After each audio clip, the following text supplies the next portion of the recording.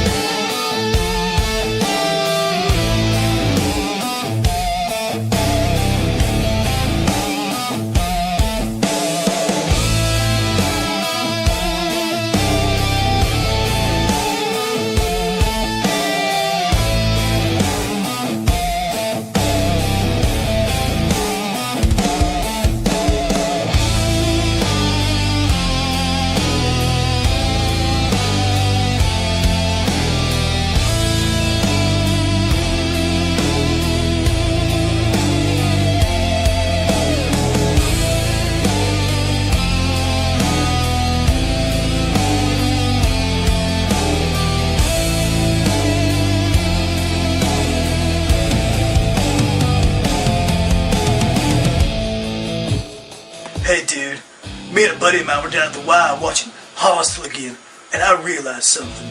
I realized I've been missing out on all the brutal shit that's in this movie, dude.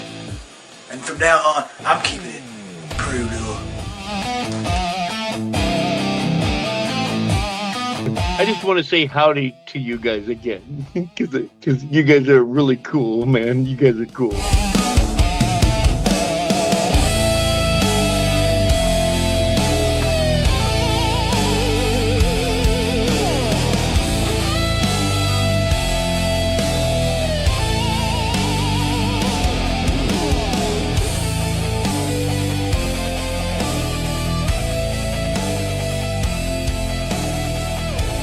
That prepaid box, I would shit right in that motherfucker.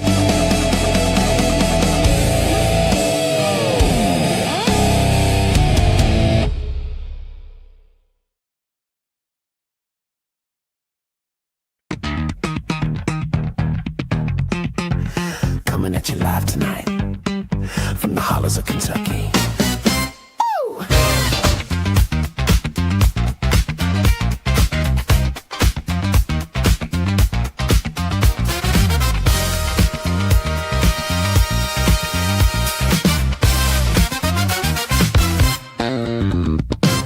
DEADPIT Radio, sucker.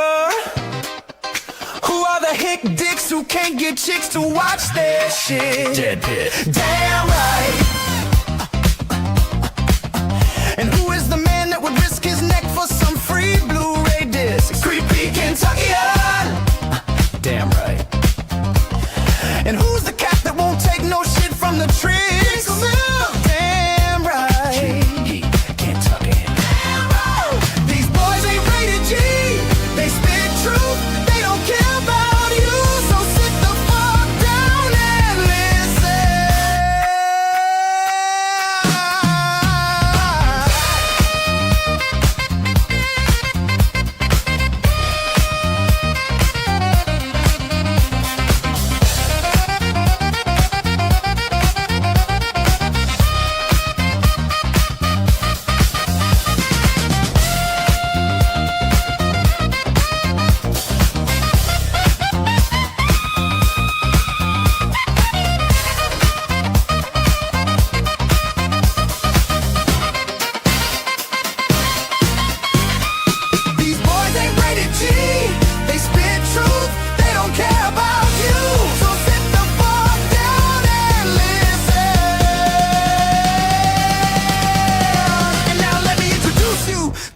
Kentuckian and Uncle Bill.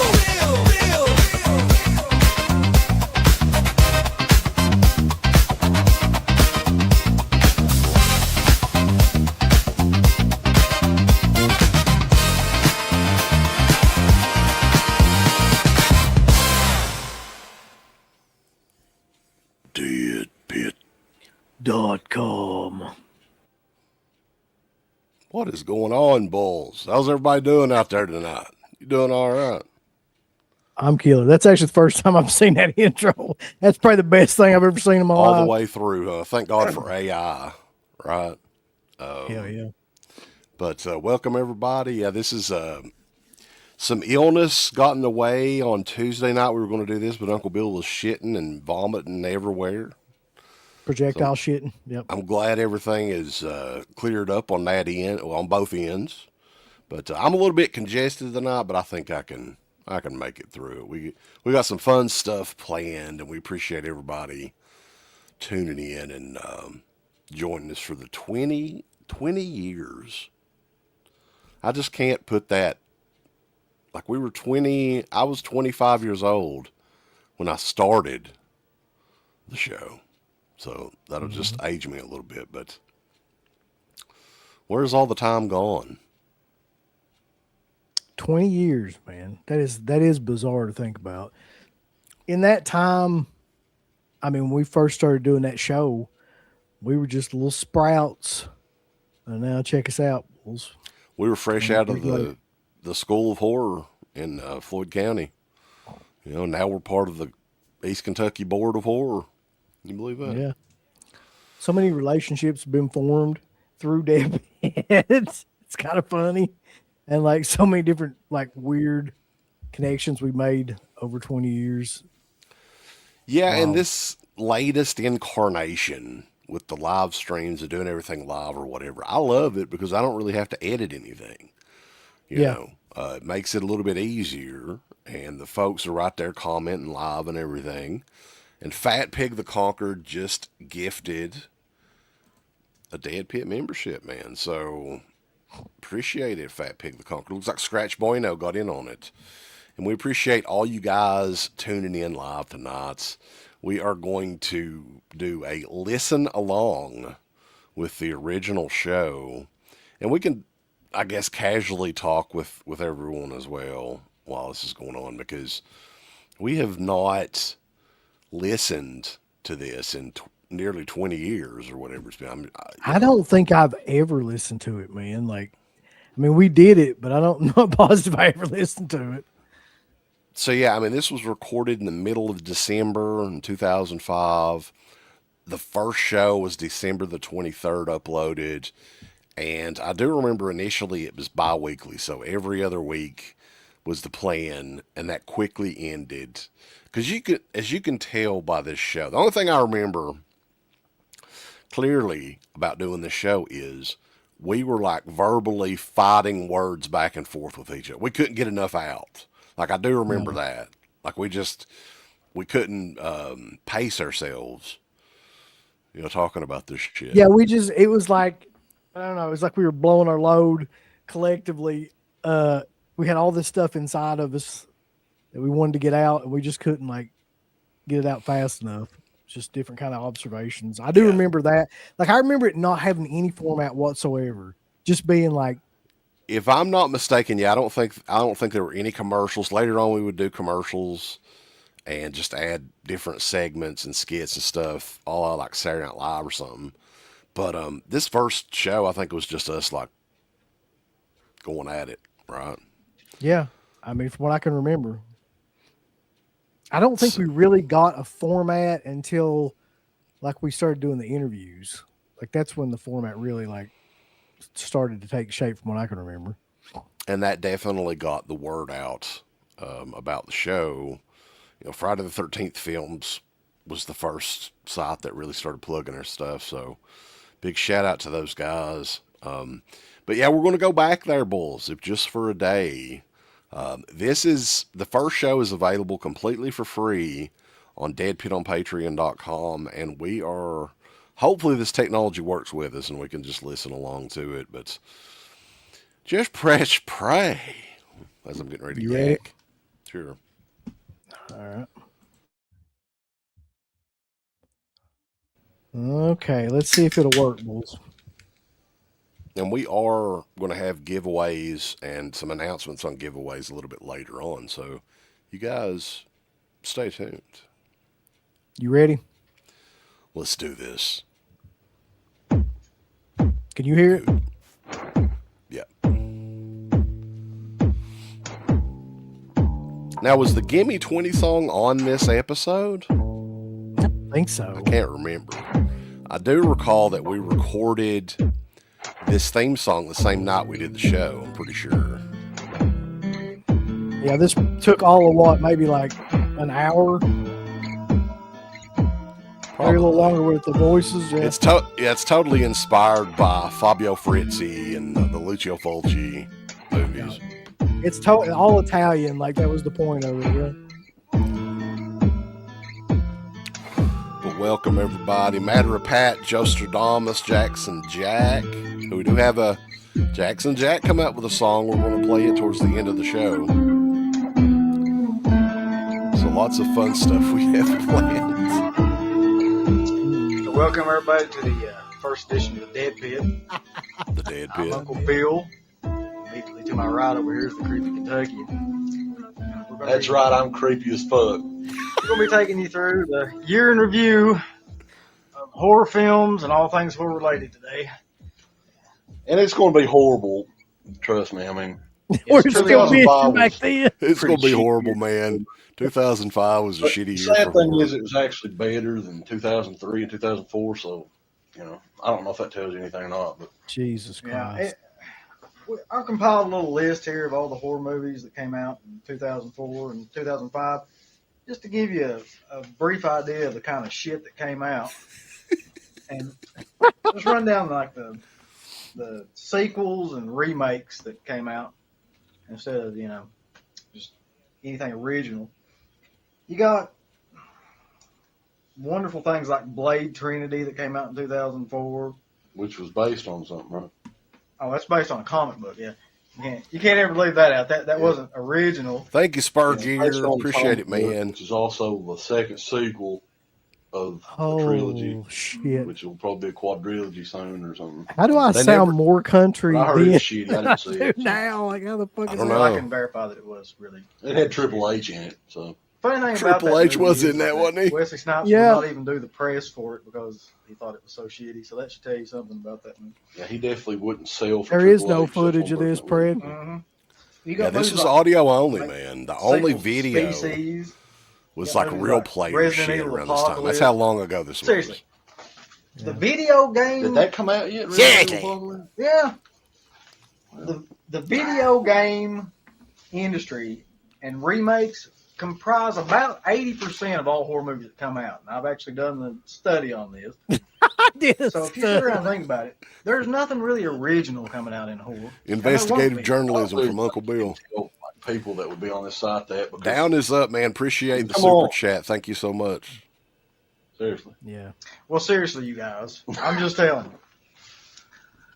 Yeah, I mean, I remember the first movie we saw this year was a Robert De Niro, Dakota Fanning project called Hide and Seek, which is Oh, Oh, God. evidently We did see that already in the theater, Walmart didn't we? 550 man. It is, and you can go pick That's that up record like time there. right now at Walmart if you'd like to. It's $5.50. Yeah. I wouldn't recommend it, but I'll probably buy it just to see if it's as shitty as I remember it being. But I think I did buy it. that, I think I've here's the bought thing it. I've noticed about De Niro's horror movie experiences that he had, especially with like Frankenstein and stuff. The endings to all those movies are truly like just insanely horrible, and that movie was really no exception. But this is, I'm Yeah, saying the and same what I shit remember, I think now. one of the 20 TV years later. spots actually gave away the ending. Yeah, it did. Several of the TV spots Yeah. gave away. So I don't know what the hell they were thinking with that. But I think after that, I'm not positive. I don't know. I don't have the date which we saw it, but I think Amityville Horror. I wasn't doing which as is good the of first research, remake we saw of the back year. then. Mm-hmm. That came out in April. So I think that was the second horror movie we watched. Was it? actually, Cursed would have been the second one. Oh, God, man. Well, let's talk about Cursed. What Shit, is weird. shit we saw in the theater. And I said this was better in Yeah, 2003 I mean, it and was 2004. Scream God. 4. It It was was, werewolf. yeah. I mean, that's what it was. I mean, It was the only way to werewolf. explain It was Kevin Williamson's vehicle again with Wes Craven. And the thing about that movie is that for a year, it had script rewrites and they had to recast the entire thing. I'm pretty sure Omar Epps was in that movie like at one point, and there was a couple other people. Poor that was- Omar Epps. What happened to him? You can't make movies like that, all right? You can, obviously, but look what happens. You get things like Cursed, and that movie was just like a real waste of like 98 minutes. I think the thing that sucks the most is is there's no werewolf movies come out, period. And when one comes out, it's shitty. Well, yeah. That's right. I watched a movie last night called The Beast of Bray Road, which is a silent movie and stuff. And I'm not a big fan of werewolf movies, but I mean, I thought it was better than Cursed. Fucking The Beast Asylum of was Bray sending Road. us. Asylum was sending us $10,000 screeners Yeah. before I'm we sure it even had did a a lot show. less CG in it than Curse It did. didn't have any CG in it. Exactly. But Cursed was just, I don't know, it was following the same Scream formula with, That's such a killer reference. 30-year-olds Beast of playing Bray Road. teenagers and, But they can't make a Werewolves. mainstream Dawson's werewolf Creek movie as good as The alone, Beast of more Bray like Road. Bears, but- Just ain't going to happen. They're Here's still another trying to thing I've make one. noticed about this is real. Like, I thought he was talking formulaic about for horror movies Nathan right now. Jones, the wrestler. Is you there. take So- one really big star, okay, you put him in a really bad horror movie, all right, and that's the draw. It's either I'm that, guessing the big star you're talking about is Christina Ricci. yeah. Well, that's Yeah. like the only star in that movie. It's either that or the draw is the actual name. Wasn't Corey Feldman in remake, Cursed at one time or to that effect, something? or a sequel. That's the I only Oh, two hope not. draws to horror movies. One And version of it. originality Somebody in the or chat let me like know. actual Rambo probably know. content are not anywhere to be seen on this. Okay, so we went from March, which was Wes Craven's first piece of shit of the year. Mm-hmm. Then we go Thank you, to Batsy. a remake of the Amityville Horror, which Yeah, we appreciate I don't it. know about Name. I don't know about Ma'am. you, but One of our rare I didn't really female like the original listeners. Amityville Horror. Thank you, I Ben. didn't either. I mean, but There's a few people that think that, but whatever. I mean, Amityville Horror. It was one of those movies that I could have took it or leave. Thank you, it. Ben. Amityville Horror. Ryan Reynolds was in it. The Which was Amityville in Horror. Another piece of shit. That needs to be a Blade movie. That needs to be Trinity. our Amityville movie. The Amityville Horror. Mr. Seeing Van him Wilder. pissed off and like being a threatening killer, it's just not believable for me. I don't know. Still I mean, holds up. Ryan You Reynolds. can't I don't know turn if you around and do like, comedies and then expect to be taken seriously as like a psychopathic killer. You can't do waiting. And I then, think that's all he did was like he did comedy movies, a bunch of like shitty comedy movies, Mhm. Blade Trinity and Amityville. that movie to me was a little bit better than like your standard remakes. What's going on, just Rob because it had, Zilla? like one scene in it where I remember she's trapped in a closet. The babysitter was trapped in a closet. It was actually a decent scare scene. Forgot about that The rest of it was completely. completely like just the same crap. Well, yeah, to me, I mean, I wasn't really expecting much anyway because Shit if I too watched the first should be Amityville on the Horror in round theater, table. I Yeah, wouldn't for have liked sure. it either. But That's true. I'd love for you to let's bring that continue back. Watch on. that. See if that could work now. Probably I not. believe next we actually had the privilege of seeing High Yeah, Tension. we motivated Ryan Reynolds to start his own cell I phone beg to company. differ. It had to be House of Wax. We'll go on. House of Wax, which I guess had been April, right? Yeah, House of Wax was. Did we like House of Wax back then? I can't Actually, remember. I don't remember. I like it High now. Tension's May too. So that would have been around the same time. Or no, maybe High Tension was June. Who gives a fuck? But Yeah, that point. we'll talk about House of Wax, which is another remake, but really only in words. I mean, the Only title words. was the same, but it was. I think it was more of like Oh. a Only in words. 80s. It's a remake, slasher, but only in words. Only in retro, words.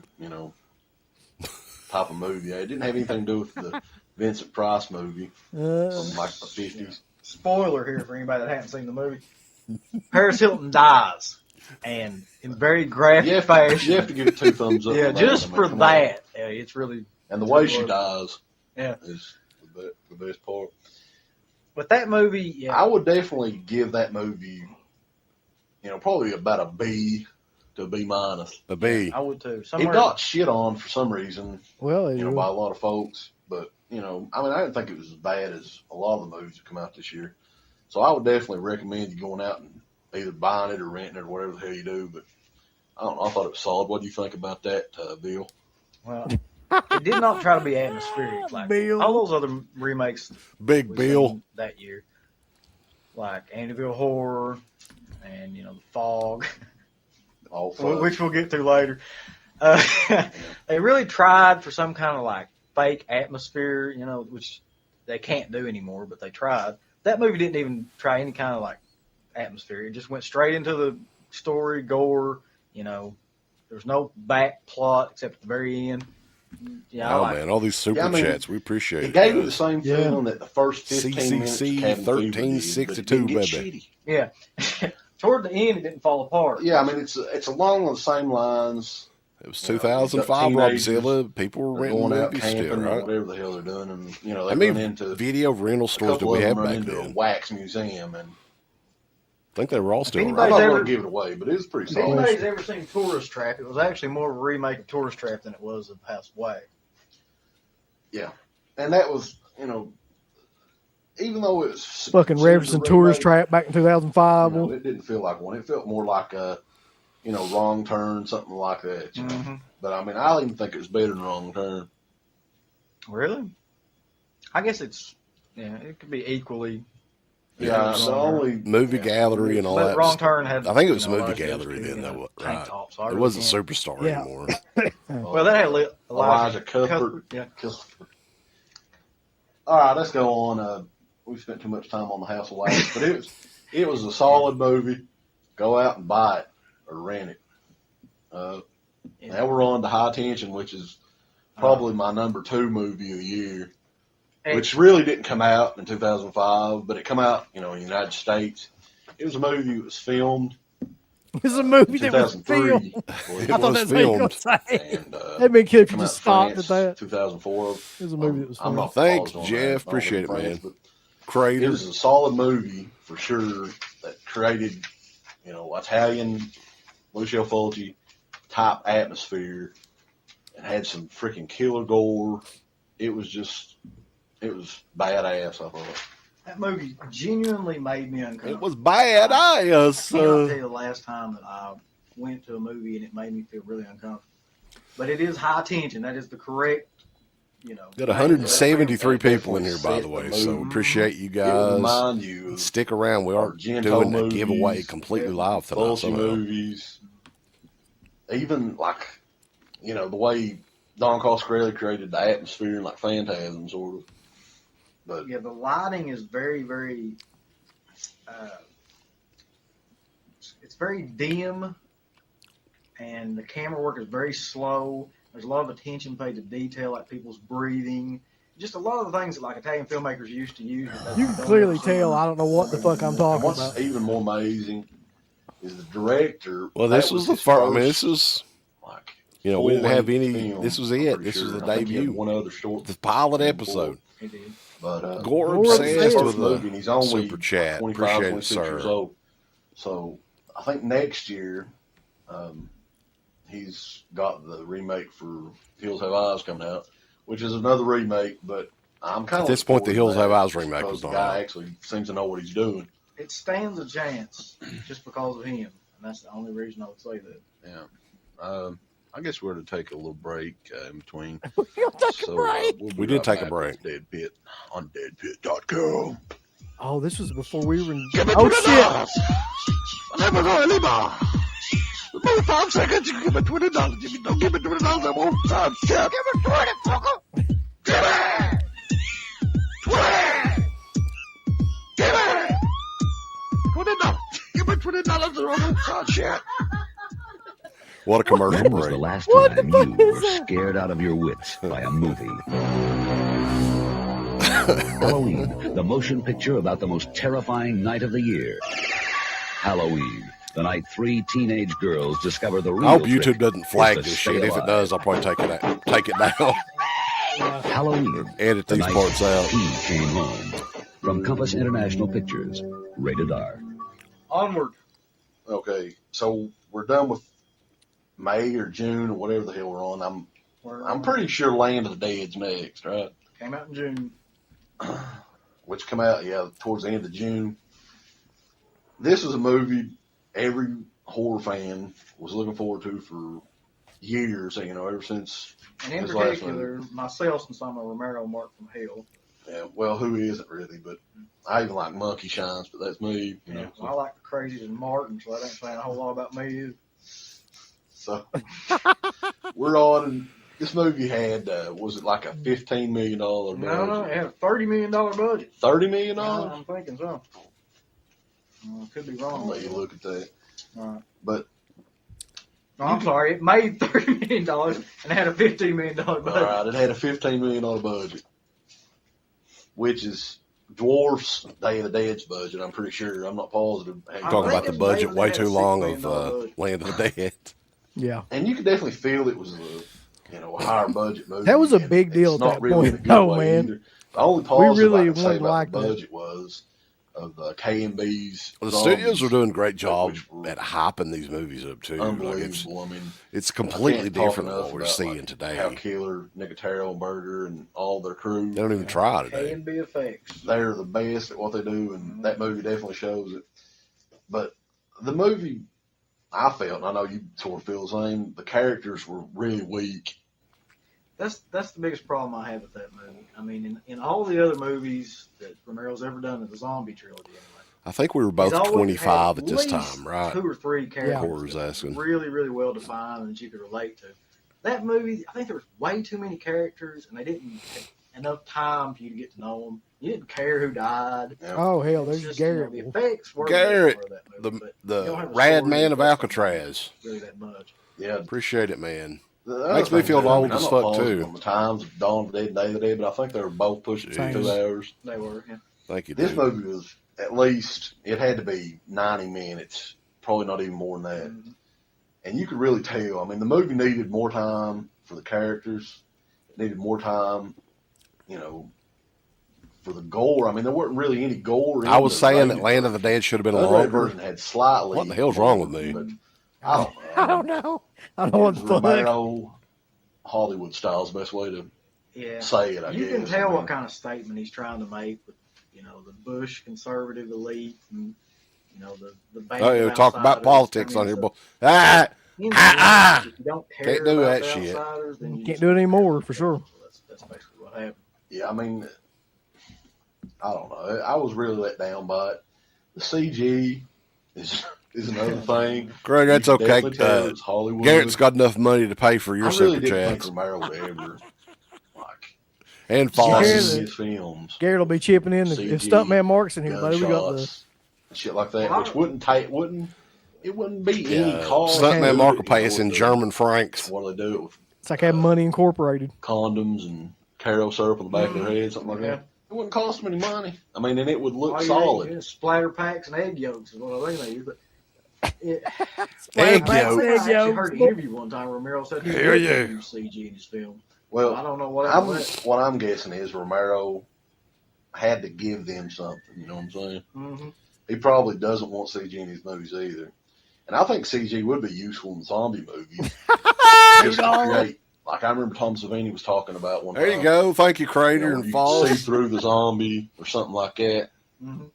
Kind of like what they did, back in early days of CG with the Mummy, where you could see through Where's the them mummy German francs at, Mark? and they see had through his head and shit like that. They had some good, like, I'm thinking in Undead, if anybody, Australian zombie movie. They Oh had some shit! CG I'm in gonna that start talking where about the you undead punch from through somebody's head, Australia. You can see through the back of it into, Yeah. That's a good use of CG if you're going to use it. But the main thing is try to put some regular makeup effects in with CG. Otherwise, it looks like shit. Hold and on. that's the If bottom I line.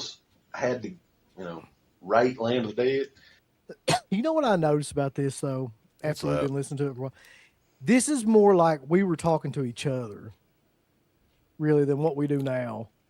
Like this was just Yeah. like us, like recapping our fucking year watching movies. Right. That's all it more- was. I mean, yeah, we didn't really know what the format technically was going to be. But yeah, that's what this is, really, just a conversation. Yeah. I just thought that was kind of like unique that we really didn't even we weren't talking to anybody in particular. Like we were basically talking to each other throughout this whole thing. Yeah, because as far as we knew, I mean, we didn't know if anybody would be listening to this shit. Right? Yep. Let's see what happens. Do you want to skip ahead or do you want to just keep going in? Oh, you could skip ahead a little bit if you want to. This whole show, though, if you guys want to listen to it, is on the Patreon page completely for free, for right now at least. And even if you're not a member, you can go back and revisit 20 years ago. Jesus. Okay. Let's go ahead. We'll go ahead about 5 minutes. Let's see what happens. Appreciate it. We've got another Garrett in New Zealand with a super chat. Appreciate it, man. I can't believe we did the fucking "Give Me 20" song the first fucking show. That Like, was how did Give me 20, fucker. We thought $20 was too much back then. Yeah, and people still talk about that song to this day, 20 years later, which is killer. I don't remember his name. Okay, well, it doesn't matter. That guy should be killed. Which is it's sort of the same movie. What? I mean, it's basically just like I Know What You Did Last Summer, but like on the I gotta know what. August. No, we didn't. But we got to see a great piece of shit in September, which is known as Cry Wolf, which was the AOL movie. I forgot about that movie. John Bon Jovi in it. Hey Ryan, what's up, man? Appreciate it. We have a Christmas gift from Ryan as well. It's out on DVD. I think it just came out on DVD Tuesday. Yeah, it did. It just came out this week. Oh, go and buy that if you really want to. Like, if you have a hard time to sleep, put it on like right when you want to go to sleep. And I guarantee you, as soon as you see like John Bon Jovi, you'll be like snoring. There's nothing I can say about that movie. What a setup for that. Yeah. You'll be like snoring, I'm not man. sure who directed it. You know who directed that movie? I don't remember his name. Okay, well, it doesn't matter. That guy should be killed. Which is it's sort of the same movie. I mean, it's basically just like I Know What You Did Last Summer, but like on the internet. Okay, you got basically like Fear. If you mix Fear.com with I Know What You Did Last Summer and threw in like, I don't know, like Slippery When Wet, the album, and you'd have that piece of shit. And there's really nothing else I can say about it. But you want to talk about a twofer. You want to talk about going to see two movies right in a row that were just. Well, we're going to talk about the make you want to hang second Wes Craven piece of shit after that. Can't say it anymore, can you? That's not a horror movie. Probably not. We put Red on here just because it's Wes Craven. They're just age restricted content, I'm sure. We was thinking going in. I was thinking, I don't know if he was. Okay, Wes Craven is doing a movie that Kevin Williamson didn't write. Mm-hmm. So it's oddity in of itself. Man, this might be pretty good. Wrong. I mean, I think this is worse than Cursed. It was actually worse than Cursed because it does not have any like horror aspects to it. It's shitty. Yeah. I mean, it was one of the movies. It's shitty. That this movie's shitty. The point of them making it, like it was. Didn't they have a movie just like that? Flight Plan come out like right before or right after? I don't know. I think they were trying to copy that. The success of that movie because that was Jodie Foster's first movie coming back. I don't even remember that movie. They're trying to capitalize. Jodie Foster. That Foster movie was one of those movies where I seriously like after it was over with, I just wanted to puke my sock. I don't understand movies like that. Don't know why you want to make them. But if Wes Craven, wants to waste everybody's freaking time for the rest of his life, that's fine. He did, unfortunately. He did. He really did. Don't go and see it, please. We love you, Wes Craven. And when you think it couldn't get you much never made worse. anything any better than that. God, this is the drum roll for this piece of shit. Which the original was probably one of the best suspense thriller horror movies ever.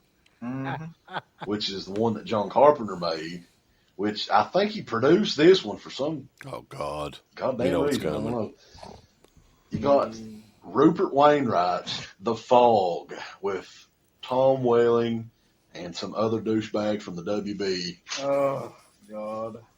Or as I like to call it, my God. The Haunted Mansion Part 2, as I like to call it. Yeah, with Frighteners CGI, 1996. Yeah. All right, this movie is the classic example of what the hell is wrong with horror today. I mean, this is the best example that we had on our list this year. And I'm not a fan of remakes, but I am a fan of John Carpenter. And anytime anybody comes out with a remake of a John Carpenter film, I'm going to go and see it. Just because, if for no other reason, so I can sit around and bitch about how, where I wondered in that movie, pretty much, who the hell did they make that movie for? What audience were they going for? It wasn't Carpenter's audience. Because anybody that knew anything about Carpenter's horror films would know that movie was shit. Honestly, at the end of the day, that Fog remake is probably the worst. Exactly. Horror remake. It obviously wasn't made for fans of horror movies in general because it wasn't any horror in it. There wasn't any scares. There wasn't any gore or anything like that. It was PG-13, which is another thing I fucking hate about horror movies nowadays. That defeats the whole purpose. Like 20 years later, we're still asking you're the going, same if the question. movie is horror, okay, why is it rated PG-13? A horror movie is generally about killing people and the dead coming back to life. Horror movie and like is kids. generally about killing people. Yeah. Shit like that. It's rated PG-13. Violence so and they can killing profit people. off dumbass kids that didn't even know it was a remake. Evidently, they to didn't begin make a. Well, what was the profit profit margin on that? that film was about, if I'm not It mistaken, couldn't have doubled its profit. There's no way. I'd be surprised if it made its money back. Okay. The estimated budget of that film was $18 million, which is very high if you've ever seen the movie because it looks like it was made for about $3 or $4 million, but the effects wise.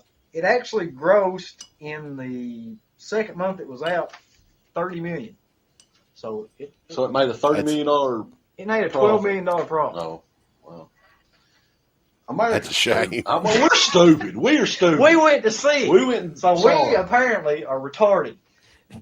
Wait a second. I just thought of something else we saw. The last movie we saw. That's true. Saw 2. Saw 2 Electric Boogaloo. We didn't even talk about that. Yeah. We should tell you something. It was sort of forgettable, really. I mean, the movie, it had a goddamn fucking New Kid on the Block in it. I mean, what the fuck? You've got Don There you go, Wahlberg Garrett. That's in for it. you, brother. That movie, yeah, needless. That's the best way I can describe it. You know, Saw was made. What was it, like 2 weeks? That movie was made, or something like that.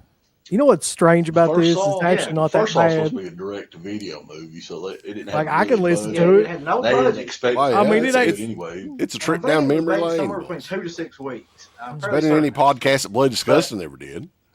You know, when you make a More movie like that, Fangoria. that's only going to happen one time. You don't need a freaking sequel for that. That was a fluke that happened anyway. That movie made as much money as it did. Leave it alone. As a matter Yeah, of fact, when we were leave growing all- up in school, everybody made fun of Evidently, New Kids on the they're Block. not Only the gonna leave girls it like alone. New Kids on the All 3 Block. comes Got that out, right, Uncle Bill? No, Next no. October. They're not going to leave anything alone because the next thing I want to talk about is the upcoming list of remakes. And That we can we should expect. have a list of upcoming remakes and sequels.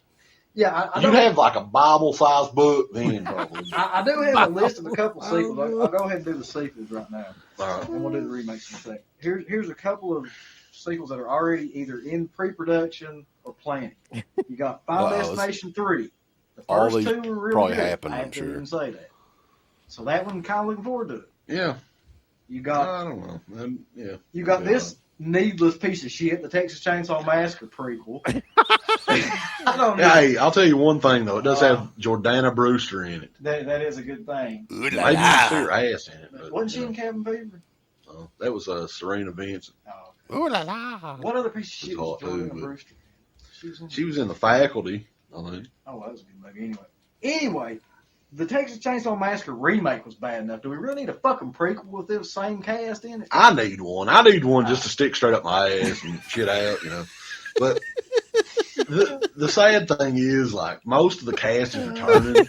Like, I know that Andrew Brzezinski or whatever the fuck the guy plays Andrew Bill. He's back. Brzezinski. Yeah, they're both back. So I don't know. It could be much worse than the remake. But did anybody ask for that? Did anybody really say we want the original fucking cast of that shithole movie back? I don't think so. I can't imagine what the fuck they, think people care that There could much. be some 13-year-olds that thought it was cute or something. Okay, next you got Underworld Evolution. Christian liked it. Probably he's probably 13 back then. I never saw the first Underworld, nor will I. Any movie that looks like it was I never did watch the Underworld movies. rip off, like Resident Evil, Van Helsing, shit like that. I'm not gonna watch it. It looks like Alien versus Predator, has that dark look to it. Look like somebody wiped their ass with the film. I'm not gonna watch it. It's like 15-year-old. And I never will watch it. I don't like that, the look of it. I don't give a fuck if it's good or not. So fuck them.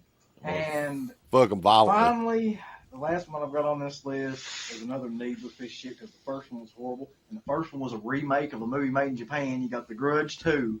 Electric Boogaloo. Yep. Yep. But yeah, Grudge sucked, man. What We the watched that fuck? down here. Why? What's up with the remakes of Japanese movies too? By the way, you got The Ring, you got The Grudge, you got ass fuck. Hey, I don't Clifton, thank you, need man. all this Japanese, remakes. I never did see The Ring 2. Did you see that? Did that come No, out I this year? I don't think it did. That came out last year. But it was. I liked the first Ring, but That was it. I don't That's know, where man. that shit needed to stop. Though. I never had I'm the thinking. desire to see another one. I mean, what's the point? Somebody else copies the video or whatever. That's the end of it. Okay, we're going to take a short break, and then we'll be right back. Imagine, if you will, that the most frightening Probably things fast on forward earth this are about shit, to 'cause come out of the we'll darkness. probably They will look have to edit it out surprisingly like anyway. Your neighbors, your friends, your Yeah, United. definitely will. And that's It's the masterpiece. He's the legend. Yeah. That's actually a very good video game. I don't think that'll translate well. I didn't even know it was a video game. It is. It's on PlayStation. Doesn't he have House of the Dead 2? And then also coming out? Or is he Dead Aim? Yes, House of the Dead. is he directing House that? of the Dead 2. I don't know if Yuri's directed that or not. It might be Rennie Harlan. I guess It's those gonna be two his shit year. heads It's and gonna be U's year. stuff. And then It's time for an Oscar. you got Silent Hill, which is It's a gonna video be game his as year. well. It's a Resident Evil ripoff. It's a ripoff. Can you believe all the of shit a that we were video talking game about pretty much from day that's one? already though? been a movie. No. So that's basically ripping off 2 or 3 things at once there. I don't know. There's a bunch of degrees of separation. It's gonna be shitty. Yes, it certainly is. And then I already mentioned Final Destination 3. I already mentioned Texas Chainsaw Massacre, Grudge 2. When's the remake of Silent Night, Deadly Night coming out? Oh Apparently my this year. God. I'm looking. What the forward to that fuck? What are the one. odds? Return of Bert Freeman. 20 years These later. are just sequels, video game 20 years movies later, it for came out. original stuff. Now, the 3 original movies that I've got on here, and this one I know you're going to love to talk about this one. Oh, I know what it is already. Hostel. Oh yeah, Hostel, that's out in January, actually. If I'm not mistaken. Oh my that comes God. out just around the corner. So so we killing. can It hadn't even enjoy come that. out yet. That's Eli Ross, who's Cabin Fever director. And you know what? You either love that movie or you hate it, and we hate it. I can just go ahead and tell you that. So, Nothing's we're And if you love that movie, you're a goddamn idiot. yeah, you really are. I mean, you have no Well, taste I'm in just movies. sort of joking, but I mean, everybody's got their different tastes. But I just never did understand why people liked that movie, Texas Chainsaw Massacre remake, House of Thousand Corpses. They all come out the same year. I don't understand why anybody likes. They're Any of they're them. very common I mean- themed, those movies, though. They all look about the same. They all look like they've been filmed underwater with that dark ass tint. Yep. They all have a bunch of like meaningless, plots and just horrible characters that I think that maybe younger people relate to because they don't have any fucking sense. I guess I don't know. There has to be a reason those movies were popular. Younger I think people. part of it, Younger than what? We're like line 24, does not. 25. I think part of it is 12-year-old society's horror. just lowered their standards. Well, that's true with everything, but yeah, horror's really gotten lower. I think, all the horror fans are just looking so hard for something worth of shit that they'll accept shit. I mean, they'll accept How are Cabin we Fever saying and the same remakes, shit 20 years later, man? Ooey Bowl. And Rennie Harlan. Yeah. Rennie Harlan is different. I consider him. He actually had like what did he make? He had Nightmare on Elm Nightmare Street, one of the 4. sequels. That's Yeah. pretty good. What else did he do? God, I don't know. Hey, Cliffhanger. That ain't really a horror yeah, movie, yeah, but we're talking about horror here, though. As far as horror movies, I think he may make. he had another one, Prison, something like that. I don't know. Yeah. It doesn't matter. Anyway, it's going on. Okay, so now that we're past Hostel, which we're going Trying to catch your breath. Anyways, go on. What can we talk about? It looks shitty. Yeah, I mean, okay. it's the dark We're shit that I said. We're going to talk about, you want to talk about originality. It is an original movie in theory, but if you've seen the poster for Hostel, and there's one of the Italian poster. yeah, there's one particular poster I'm talking about. Bill Lustig needs to sue the fuck out of somebody. Oh, yeah. Yeah, if Yeah, I anybody's kinda ever seen remember the that. movie, film Maniac, which was a Bill Lustig movie, it's a really, really good movie. It has It's one of the best posters I can think of. Mhm. It's got a picture of a guy holding a knife and a woman's head, right? And it says, And a bloody trail under him with jeans and boots and a belt. and it says, I told you not to go out tonight, or I warned you not to go out tonight. I'm sorry. The Hostel poster is exactly the same, except it's in the original poster it was a painting, and this is just a photograph of some guy. You can't have any paintings on posters nowadays. I mean, No. we're fucking high tech now. I mean, come on. You gotta have computer generated shit. Fucking shit, talking about this shit 20 years ago. All right, hold on. I'm going to speed forward a little bit here. Yeah, fast forward a little bit. We're starting Let's to run see. out of gas a little bit towards the end of the show, I think. Well, fuck, we're fucking basically talking the entire time. Wish somebody would have told us to slow the hell down. Or any type of like artistic, direction or That's true. atmosphere or anything like that, which is everything that Italian movies are based on, Italian horror movies, you know.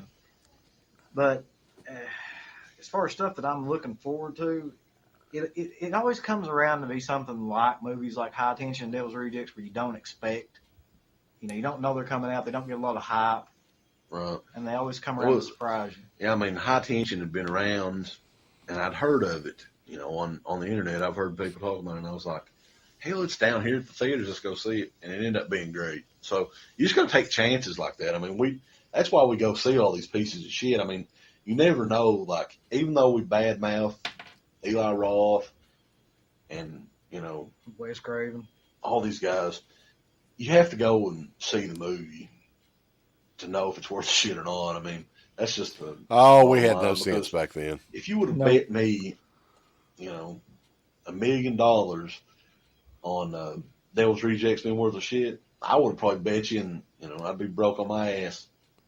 I wouldn't have. I never had $1 million in Same thing with I wish I did. You know, House of Wax, the Dawn of the Dead remake when we watched it last year. It's the same sort of thing. I mean, you just have to watch them to know, you know. So, and the thing about this, it's really scary, and you know, anybody listening to this show has anything to do with affiliated with horror movies at all should know we are your core audience. Okay, we're in the 18 to 25 demographic. Yeah, for barely. months. Yeah, and we actually buy the DVDs and we go to see the movies and stuff. And to be honest, you know, people are getting tired of this fucking remake shit, and they're getting tired of the unoriginality. I only knew. And I know I am anyway. I'm thinking people are in general. Yeah, I mean, I just miss the days where I remember, you know, I barely got a chance to enjoy the 80s. And, you know, I remember seeing Return of the Living Dead Part 2, which isn't even considered great. But, I mean, I liked it. I had fun at the time. We saw Friday the 13th, 8 and 9 in theaters. And it was just back in the day where every weekend there would be a new slasher movie, or there would be a new, you know, Texas Chainsaw Massacre or something like that. But nowadays it's nothing new, you know. I mean, it's sort of sad, really. I mean, we sit around and we talk about the fact that we saw 2 really classic horror films this year. And, you know, we're even praising that because that's a good year. But the fact is that when we were, you know, kids, when we were, you know, 8, 9, 10 years old, there was 10, 15 horror movies that came out a year that were classic horror movies, all right? We're talking about, like, you know, the mid-'80s, late 80s. So we're really lowering our standards. I mean, that's the point we're trying to make here. Yeah. Well, Bill, I guess we should, you know, tell all the listeners out there, I don't know how many we have, but we've been watching horror movies, at least I have, ever since, you know, I bought a VCR, my dad bought a VCR in 1986. And ever since that time, I think the first 2 horror movies I ever rented was Psycho 2 and Friday the 13th Part 6, I think. So I've been watching horror movies now for almost 20 years. So, you know, I've probably seen, you know, every mainstream horror movie you can think of. And I'm still catching up on movies like recently we watched Just Before Dawn, Jeff Lieberman. And that's dirty. You always run into Demon those Dave's movies like that. favorite. And it makes you even more sad. Don't you wish we could go back and watch all that shit for the first time again? What comes out? Some good shit. You don't have, when you have slasher movies that come out, for some reason they're always like PG-13, like Cry Wolf. PG-13, so Cry Wolf. You can't enjoy them anymore. I forgot that movie existed. And the MPAA is completely like shit on everything that was good for horror movies. And believe me, you don't have to have gore, you know, have a good horror movie. Just look at, you know, Halloween or Texas Chainsaw Massacre or Phantasm or any of those movies like that. They're all great horror movies without gore. But I mean, for a lot of the movies like Friday the 13th, Hellraiser, you know, there's a million more, Evil Dead, all those. Those movies can't exist today. That's what sucks. I mean, if you don't have originality, you have to have gore, and if you don't have gore, you have to have originality. That's just the way it works in horror films. If you don't have either one of them, you got the fog. So, that's just a simple equation right there. I mean, the Fog remake. It still works to this day. Yeah, I think the first horror movie I ever remember seeing, actually the first couple of horror movies that I remember seeing, were probably Basket Case and Dawn of the Dead. Those are the first two I can genuinely remember, like, Dawn of the showing Dead. them. My father showed them to me because he was amazingly a bigger horror fan. Like deranged growing up, like you are now, but yeah, he made me what I am today. He's a bigger horror fan than I am right now, I think. But he liked horror films. He liked Romero's stuff, and that's what got me into this. But the fact is that even Romero now is susceptible to this Hollywood machine that pumps out this crap that is CG infested and remake happy, and it's just, you know. Well, if you go into details, back when he made Dawn of the Dead I guess Night of the Living Dead and Day of the Dead, you had all these financial backers back then that wanted to support his cause. Backer, by God, backer. Independently. Backer, jaw through backers. theaters. Back then you could. Now, there's no independent companies left, from what I've heard. I mean, you watch all these documentaries about horror movies, and Romero even says, there's no companies left for him to go to and make a Dawn of the Dead or Day of the Dead like that. So he has to get his movies made, he has to pretty much sell his soul. I mean, that's the same thing.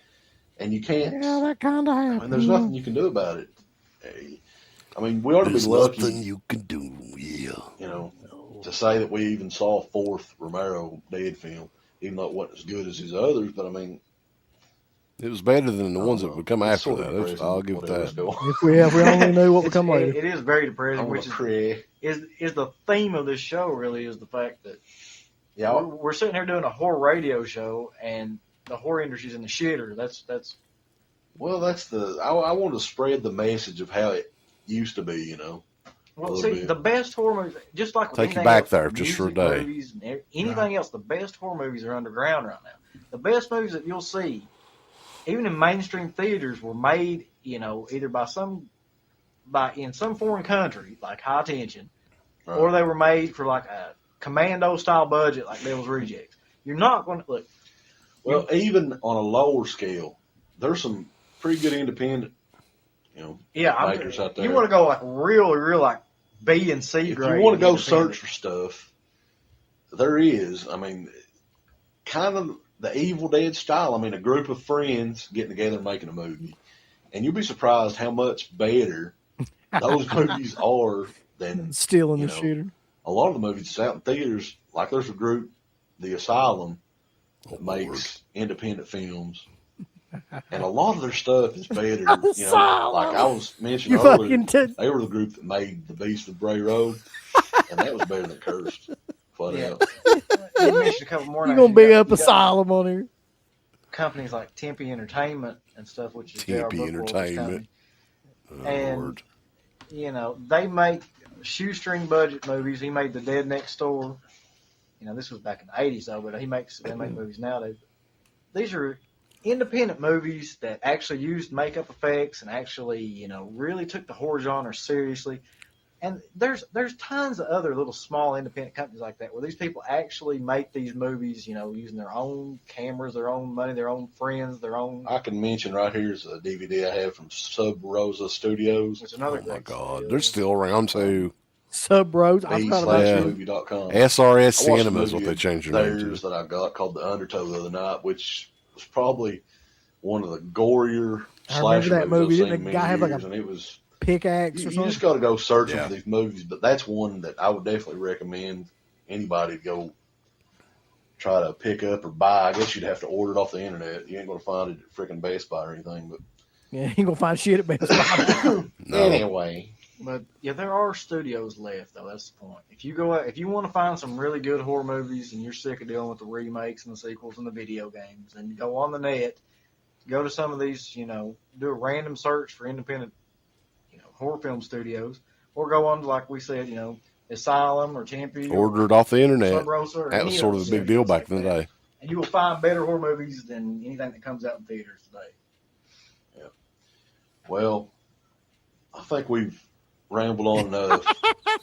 Like an hour straight of just talking. So maybe we'll actually have more of a setup whenever we do another one. I don't know if we'll do one in another 2 weeks or another month or whatever. But be sure to stay tuned to the Dead Pit at deadpit.com. And until next time, this is the Creepy Kentuckian. And Uncle Bill. And we'll see you motherfuckers at the theaters. You probably want to cut that off. I don't know what song that is. I don't either, but it's killer. There you go, man. Good old days.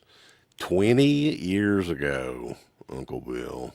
Anything kind of stand out to you about the first episode, or at least the parts of it that we listened to? I mean, okay, so the thing that stood out to me the most was like, it wasn't awful. I mean, we didn't have any idea really we didn't have not only did we not have a format, but I don't think we went in there with like even like an idea of like a script or, you know, like sections of what we were going to say or anything. We just talked completely about everything that, you know, we had seen that year. But it's not like as bad as I thought it was going to be, I guess is the main thing. What is weird is like how freaking thick our accents were. I don't know what it sounded like. I thought they were bad now, but sound like we haven't been to town. No, like Lou Perryman that's insane, even for today's standards. Dude,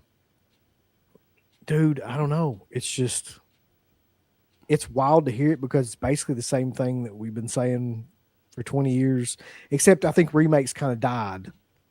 I mean, they still come out every now and then. It took a while, though. It did take a while, but they did finally. But lack of originality is still like the big thing in Hollywood. Like there's no new ideas in Hollywood. Now they're getting a hold of video game characters, like movies. If they're not doing a remake of like a movie, it's like a comic book story or something like that.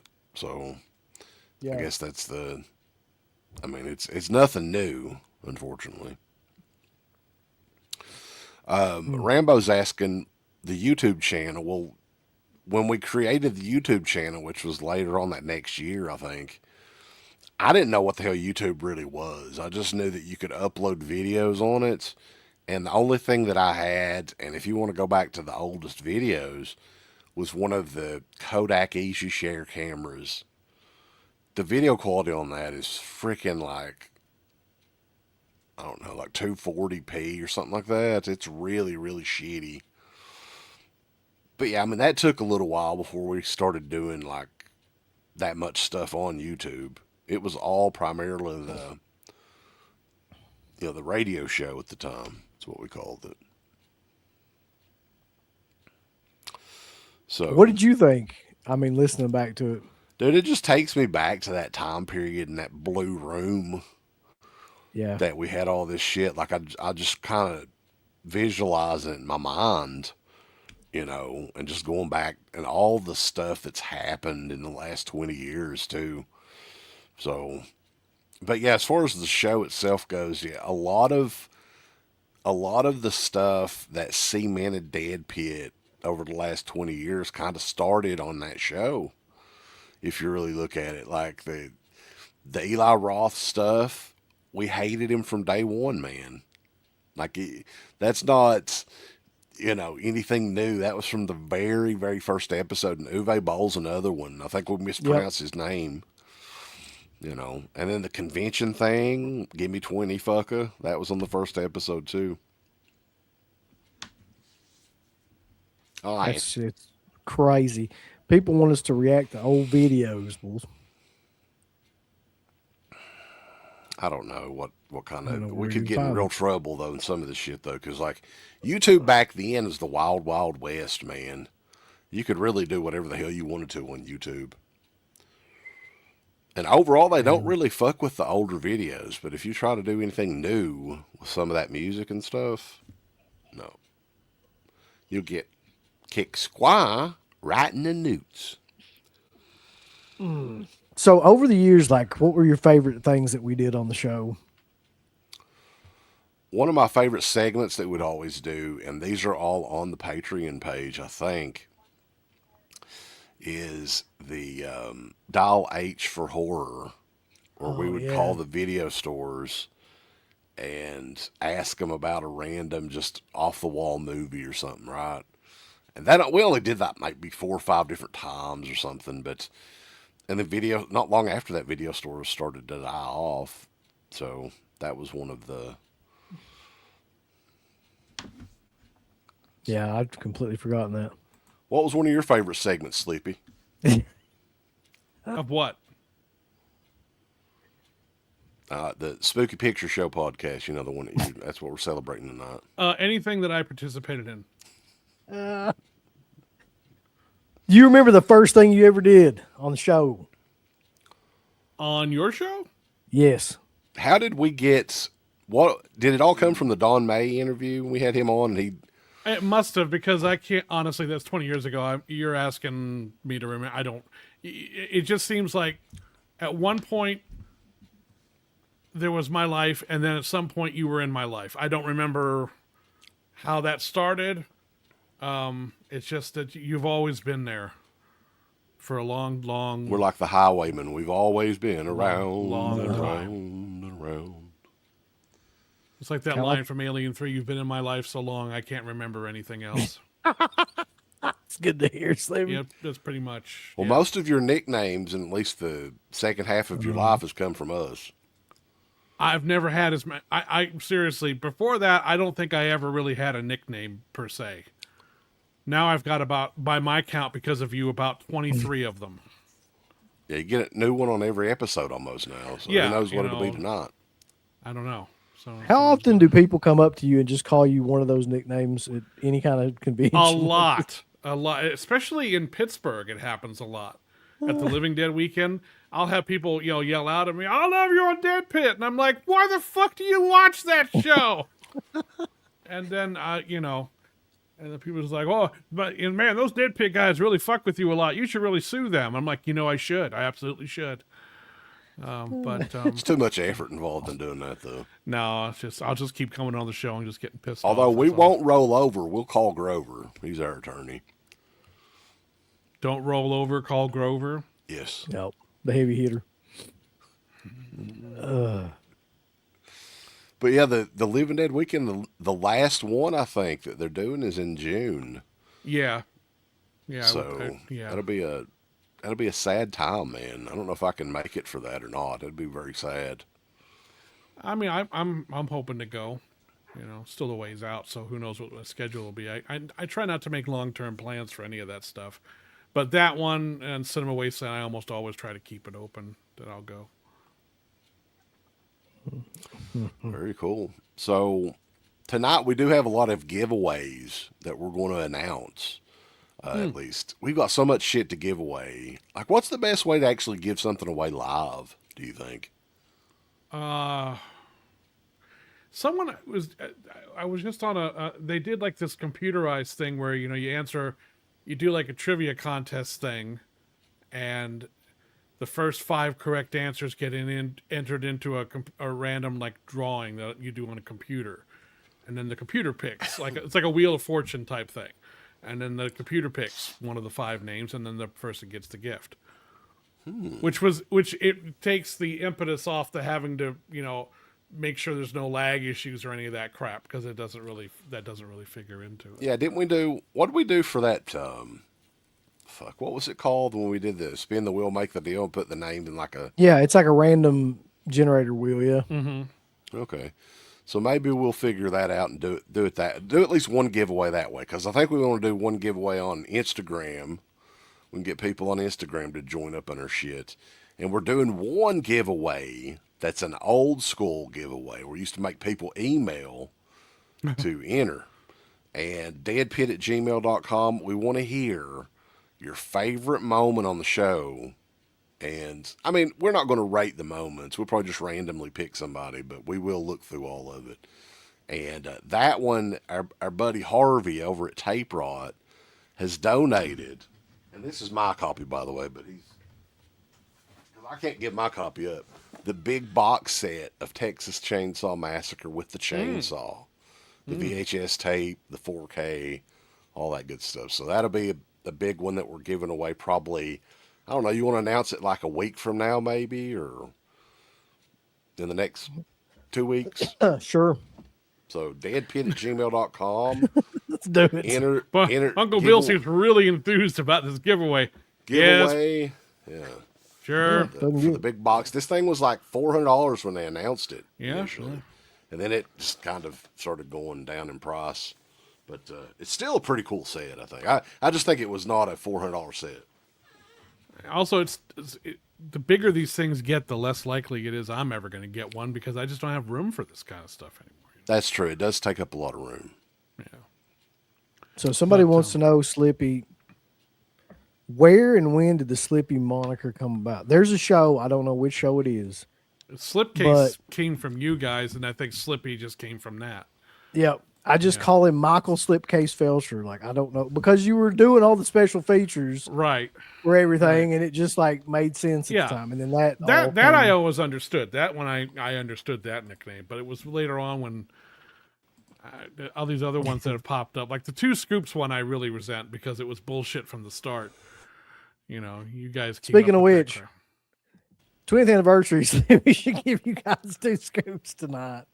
Yeah, here's your 2 scoops right here. I agree. 1, 2. Well, there's one very big scoop that we had privately, but you know, I'm sure he can't officially announce anything tonight, but it was pretty cool. I'll say that.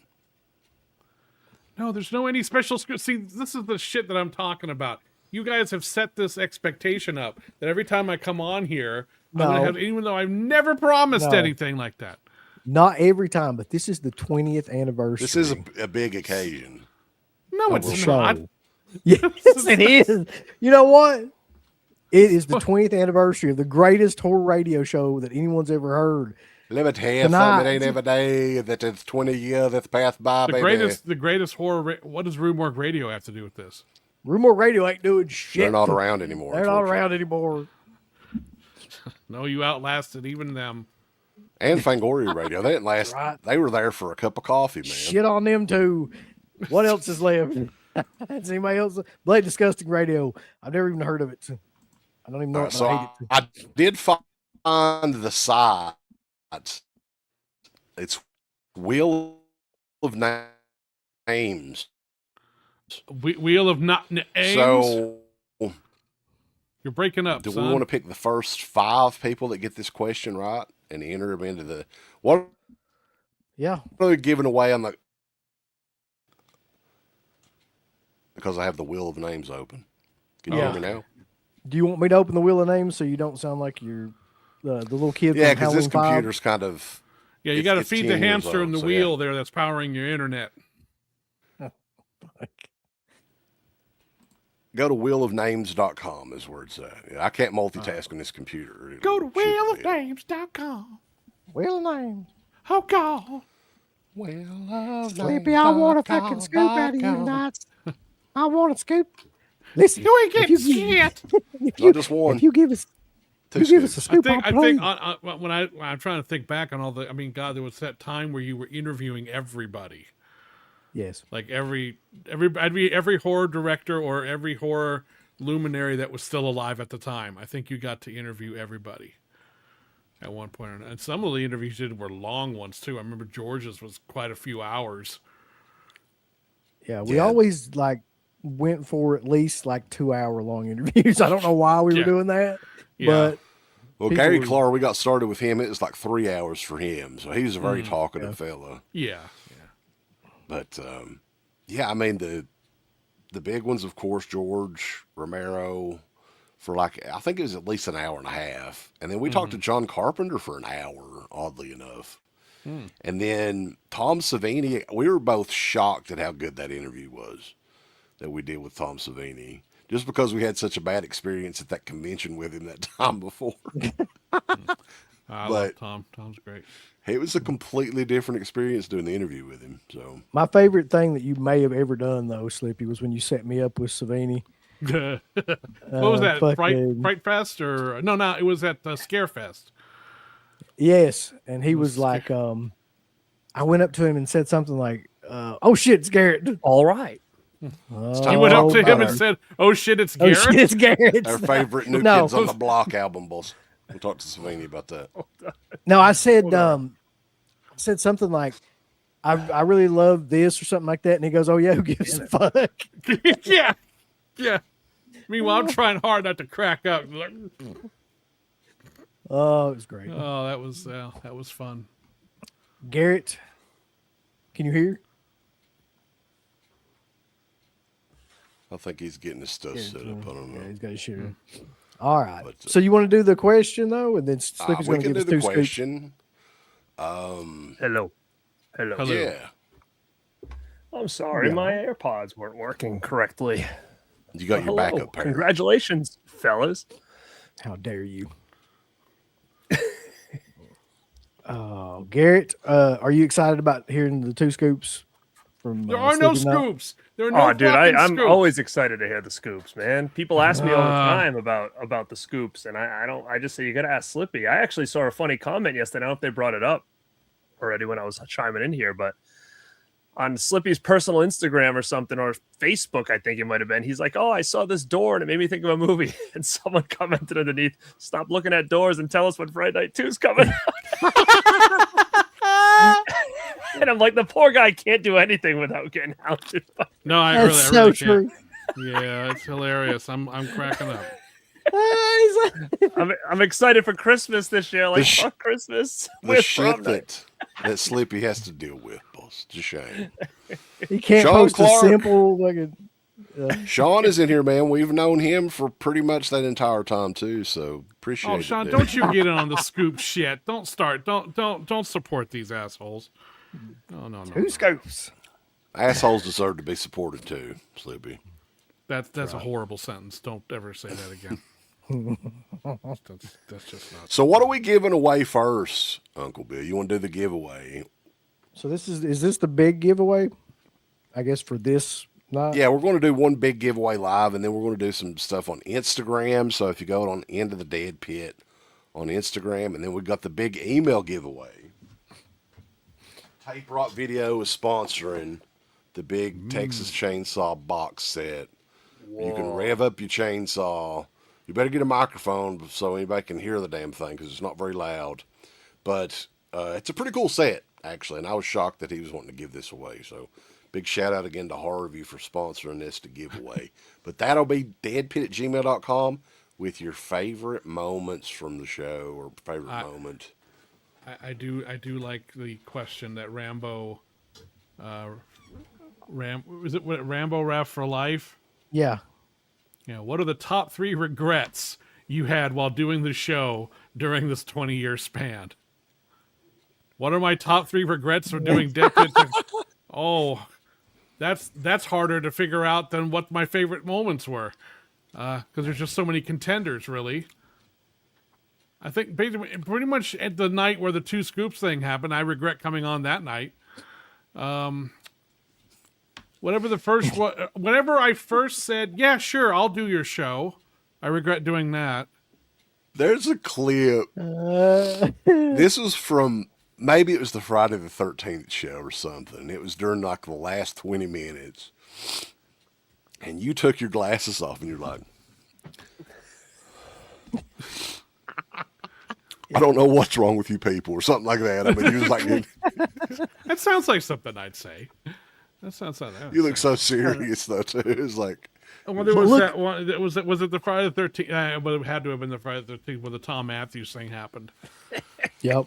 That I didn't want to. That wasn't funny, and I still don't think it's funny. But everyone else seems to think it's hilarious. It's one of the funniest things that ever happened on the show. You almost had a fucking stroke, Uncle Bill. Listen, I was just like, I can't even be on here because I can't keep it together. No, your camera cut off. You cut your No, camera. I cut it off. I was like, fuck it. I can't. I was laughing couldn't so breathe. hard. Yeah. Yeah. Just the. Come on and Snippy to give me the Applebee's, Snippy. Like, what? That's not how he sounds, is it? It's not, is it? I hope that's not how he sounds now. So check this out, though.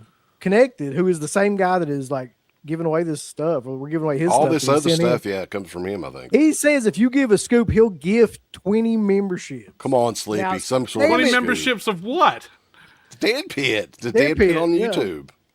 Well, fuck, what's that? He's like, what do I get out of this? That's where you can get Wait, bonus so I give away a content, baby. scoop, and you give away 20. I get nothing Yes. out of this. This is a complete waste of my time. Well, Just we'll. wait a second. It's like a $5 membership. Oh, Look, that's a big deal for a lot of people on here. And also, Mayor wants to know if you regret telling us about your robot eye. What robot eye? What does that even mean? He says. I don't even know. I don't understand half the shit that comes up in this chat. Well, I'll just sit here. What? Huh? What? Huh? Huh? What? A Dead Pit stream is money. Oh yeah. I'm not getting paid. I've never made any money off of Dead Pit. That's just. That's, Is that right? That's right. That's right. How many people in here bought Trick or Treat then? Raise your hands. Well, they would have bought that regardless. No, they think. wouldn't have. No, they wouldn't. No, we're the reason. They wouldn't have given a shit if it wasn't on Dead Pit. That's right. Not anything to do with your hard work. It's us. The only reason they bought all of that shit slipping was because it was on Dead Pit, right? See, look at all these people here. Yeah, I did. Look at that. I did. There you go. How about if you just tell us what the next release would be? You Well, which Hearts one's of coming Darkness next? is next. Well, that's not a scoop, though. Everybody knows that. We did. I bet people didn't even realize he was doing Hearts of Darkness.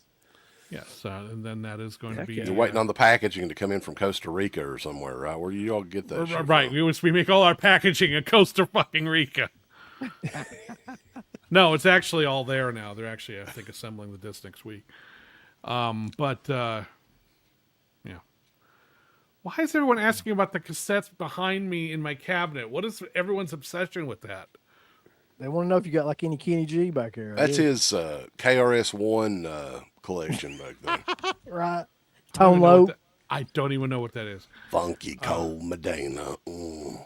Okay, here's a question I need to ask you guys because I've been a little bit out of the loop. What's this whole Danielle Harris thing? I'm not in on this.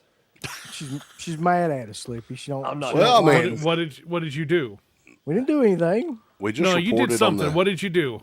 No. We did report on the news that Danielle and Scout have ended their podcast, and there may be some dissension between the two. That's all we really said. That's all we said. And then about it. she responded back. She was very angry. And she says, I want you to unfriend me now. I don't want to be your friend on Instagram. Although she could have blocked us, I guess. I don't know what the...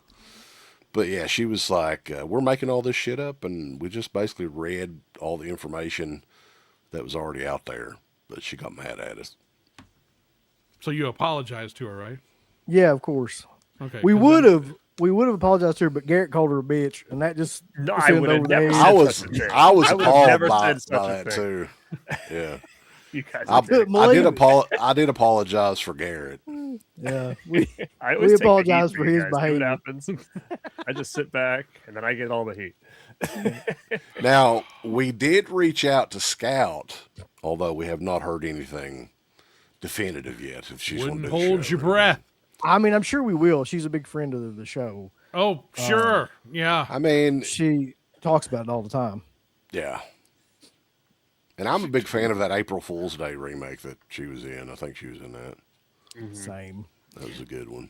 All right, let's give away this shit before like Sleepy's going to give us 2 scoops. We got to get to that too. No, I'm not. No, I don't have. Scoop. No. Yeah, you promised 20th anniversary. When did I 25th anniversary? What? No, it's 25th now. Yep. We just lost 5 years? It's like the Flight of the Navigator. Bicentennial now. 5 years have gone by. Yeah, I can believe that. Yeah.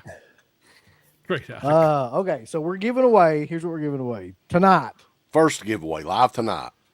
Then we're going to do more. We're giving away a sealed copy of The Ice Cream Man from Vinegar Syndrome, Sleepy's favorite movie. Sealed copy of the Fright Night documentary. It's a good one. You're so cool, Brewster. And to go along with that, we're giving away this Hammer Dracula figure. Dracula. Goddamn bloodsucker. All right, Oh, would you like your Disco Dracula figure? Dracula. It's just Dracula.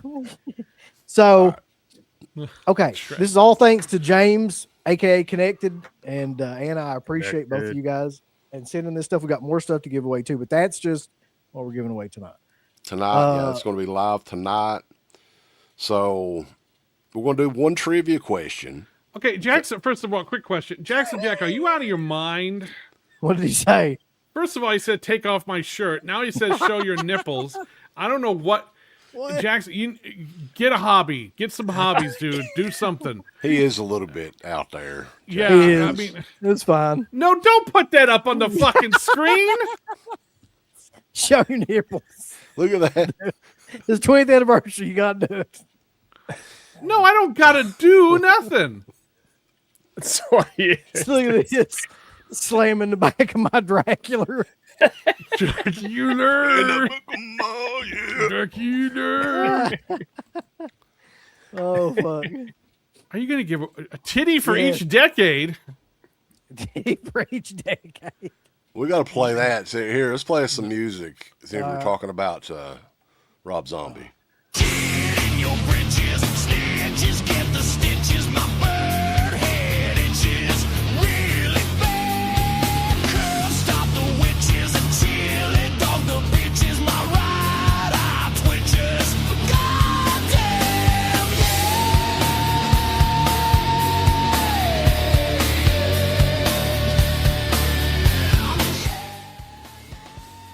That's not his best song.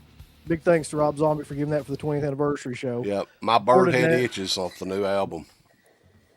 I still think I don't remember again what the context was of it, but you did some sketching, and I just remember your impression. I'm Rob Zombie. Get the hell out of my way. What was there was one too where like Rob Zombie's pissing forever or something like that, and then you start saying, never gonna stop. Yeah, never gonna stop. Actually, Day that's in the probably life one of of my Rob Zombie. One of my favorite things the show ever did was that original "Give Me $20." The song. Give me $20. That was on the first show too. He was My listening. name to is it. Arenima. The very Give me first 20, show. fucker. Come on. Give me 20. All right, so I'm That's trying a bargain now. $20. Shit. Oh yeah, you're Boy, lucky if it's more you like, can. give me $100. You're lucky Can't if you even can get 40 now. Yeah. They won't even fart on you for $20 anymore. You can't even get a huff of the fart jar. How does that transaction work? I don't understand. Come on up here and get farted on Come by on, Rob come on, Zombie. on you for $20. $20. So, all right, I'm trying to think of like a good trivia question. So let's just do this. The first 5 people that get the correct answer will be entered in the wheel of names, and then the winner will be randomly drawn, right? So it has I've to got be. an idea. I mean, I'm probably thinking of something too difficult that nobody knows. So what do you got, Uncle Bill? I think it's easy enough, and you could figure it out pretty quick if you didn't know. Although, I don't know, it might be too hard too. It's related to our show. I'll put it that way. So I can have one. Oh God. Okay. We'll let Slippy do it. Takes the pressure off us. Sure. Yeah.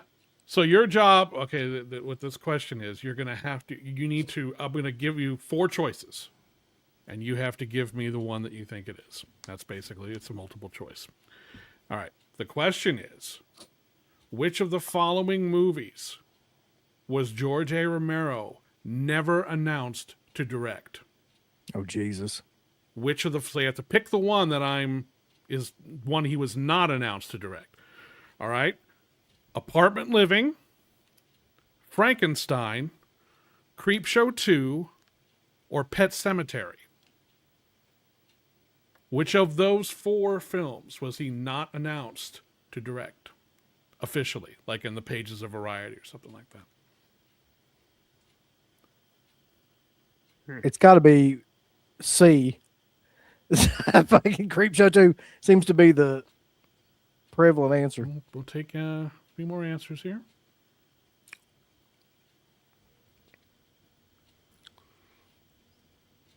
Yeah, I don't remember him ever being announced for Creep Show 2, but. All right, the answer, well, we've got more than enough answers now. The answer was he was never announced and never signed to direct Creep Show 2. He was, however, announced to write and direct Apartment Living at one point. He was attached and announced in the pages of Variety to do a version of Frankenstein. And he also, of course, was originally attached and damn near directed Pet Sematary. But because of reshoots on Monkey Shines, he wasn't able to do it. So, but Creep Show 2, he only ever agreed to do the script. That was it. So you need to pick the first 5 people who say Creep Show 2. The wheel of names, I'll read them to you. Well, the first 5. Okay. Was Creep Show 2 C? I don't even know. It was the third one, yes. It was C. Okay. So Eddie Duff was it. All these were 1133, but these are what pops up first for me on my end here. On my side, I have TV. Eddie Duff, WGON, Madman Collection, Carter Detention. Carter, okay. And Nick B 3816. Those would be the first 5, I guess. That I see. Okay. All right, I've got the wheel ready. I'm gonna bring it up here. Let's see if this will work. We're high tech rednecks, bulls. Mayberry meets Star Trek. If this will work with 4 people on here. Fucking computer probably shut down. There we go. You ready to watch it spin? Ooh, the wheel of names. It's gonna be exciting. Here we go, boys. Click to spin or press the center. I'm gonna press the center. Here we go. I have absolutely no influence on how this goes, but I swear to God, if Larry wins. Madman Collection. It looks like took it. Ooh. Yeah, you can add some new movies to the Madman Collection. No, I wasn't rooting against you, Larry, but you've got a lot of stuff. Hell yeah, bulls. Thank you for playing this game of Spin the Wheel. Yeah, so Madman Collection. Holler at your boy, and we will get you hooked up. I could have picked 10 choices for you because George was announced to write and direct or direct like a dozen films. So somebody asked what my question was going to be. Out of curiosity, I'm going to ask it on here too. What was the first interview that we ever did on the show? That's actually what I was going to think of. Oh, really? Yeah. The first one we recorded. Right. Yep. The first that one was with Tony Moran, right? Shit. No, I think Tony Moran was still missing in action by that point. The only real Michael Myers, by the way.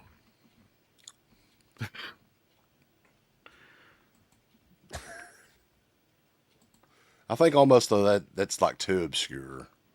Yep. Oh yeah, George had a green light to do the Mummy remake. They were going to do it, but then he had to get freed from a contract that he had to do a movie over at MGM, and MGM was in a pissing contest with Universal about something having to do with Hannibal Lecter. And so to be vindictive and petty, they basically said, no, we're keeping George on this contract, even though they knew damn well they weren't going to make the movie. And so they kept him from doing the Mummy. Universal had a green light. They were going to make the fucking movie. And they held up George because of basically a bunch of bullshit. It happened to him a lot during that period over there. He just got jerked around by the Hollywood system a lot. Yeah, the only person that's even attempted... Who put Betsy Palmer on here? So that Betsy Palmer was the first one that was actually on the show, but we never did that interview. That wasn't one of, like that was, remember Randy from the horror newsletter? That's true, yeah. Uncle Bill.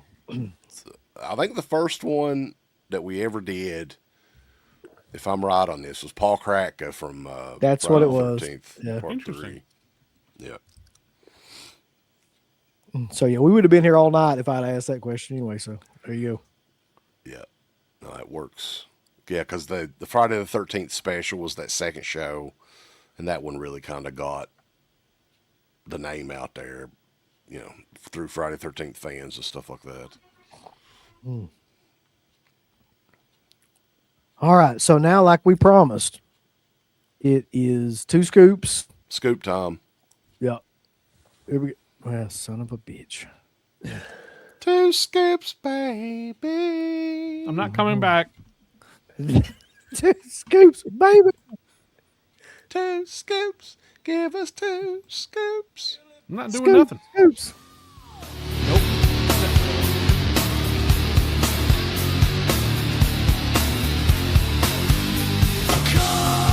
Two scoops, yeah!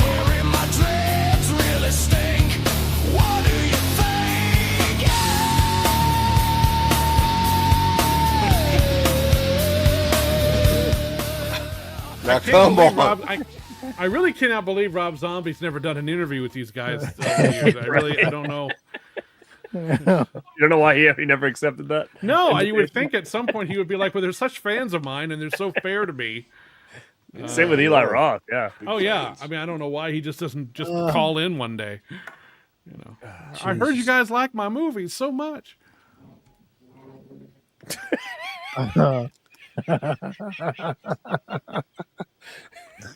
Garrett, you got to be looking at the same thing I am. What, Goblin? Goblins, yeah. No. I mean, I'm sure if it was possible, Jay would not have turned it down. 100%. But I don't think they ever met, unfortunately. They never met? No. To my knowledge, they never met. But what else do we have to do on here, Uncle Bill? We got a package. We got a Christmas gift. Did you open yours already or no? I did. Yeah, I opened it when it first came in because I was you motherfucker. You can't wait on nothing. He used to peak when he was younger. No. He can't wait. Have you got it over there? You talking about Radkins? Mine, man. I waited on mine. I'm sorry, Radkins. Yeah. Betsy Palmer used Jay Reel's nutsack as a punching bag. And he enjoyed every minute of it. Oh, this is gonna lead to some really sick AI shit. Shit, yeah. Oh, this is You probably should never said that. No, people are heading to Chat GPT right now. Please don't. It's just like Jay Reel, Betsy Palmer, his nutsack. With that Go, accent. Chat GPT. And it comes back going, are you out of your fucking mind? Sorry, we cannot generate Somebody put in a picture, Jack Reel. Obscene material. What a nutsack on this guy to have Betsy Palmer boxes. Bubblegum sack hanging out in shorts. What is happening here? Why am I here? Why do I do this? Why do I come on here? Because you enjoy every minute of it, that's why. That is demonstrably. And people want memberships to this shit? Not just bubblegum, but like used. Used bubblegum. Yeah. I got that used bubblegum sack hanging out of shorts. I don't know what it is about Slippy coming on here, but every time he does, some crazy shit happens in the chat like that. And it has nothing to do with me. I'm usually just here minding my own business, trying to keep things dignified, and suddenly Jay Reel's nutsack's flying around, and I'm, you know.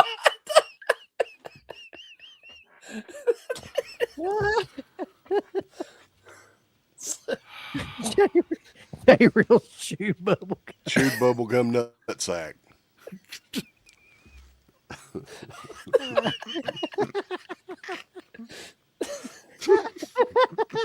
Slippy, stop reading the chat. Stop. Oh, God. Oh. Holy shit. Oh. Oh, my God. Oh. And then he just poses. Chewed bubblegum. Oh, shit. I didn't get the package. I waited. Radkins. Not like Uncle Bill. And he gets something in, he just can't wait. Big League Chew. Oh, yeah. Punch me again, Betsy. He did leave a note. Did he leave you a note, Uncle Bill? He did, yeah. Did you keep it? Anyway, It's in there somewhere. Merry Christmas and nice. congrats to 20 years, Balls. Thanks for creating entertaining content. Oh, my God. What is it? What the fuck, Uncle Bill? Brought into What the fuck? What one guy? Yeah, who was the one guy? Who was I this never one? even. I never heard anything about this in my life. Sad thing is, I'm pretty sure I would remember someone saying that. Everybody's hands on the table. Let's go. God. Okay. I heard he lets those wrinkly old balls flap in the wind out the car window in Kentucky. It's like a fucking kite. The great cinema discussions that we have here at DEADPIT.com. It's really...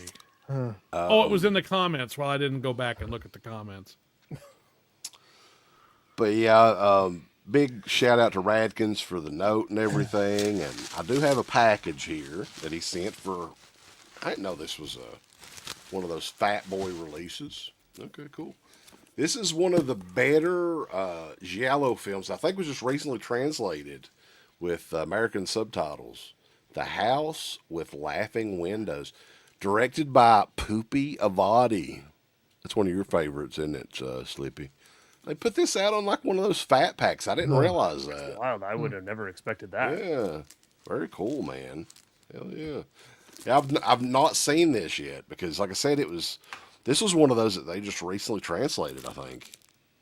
If I'm correct, let me know. But I believe you have to read it or no? You do have to read it, but it didn't have any subtitles or anything until recently. Oh. Yeah.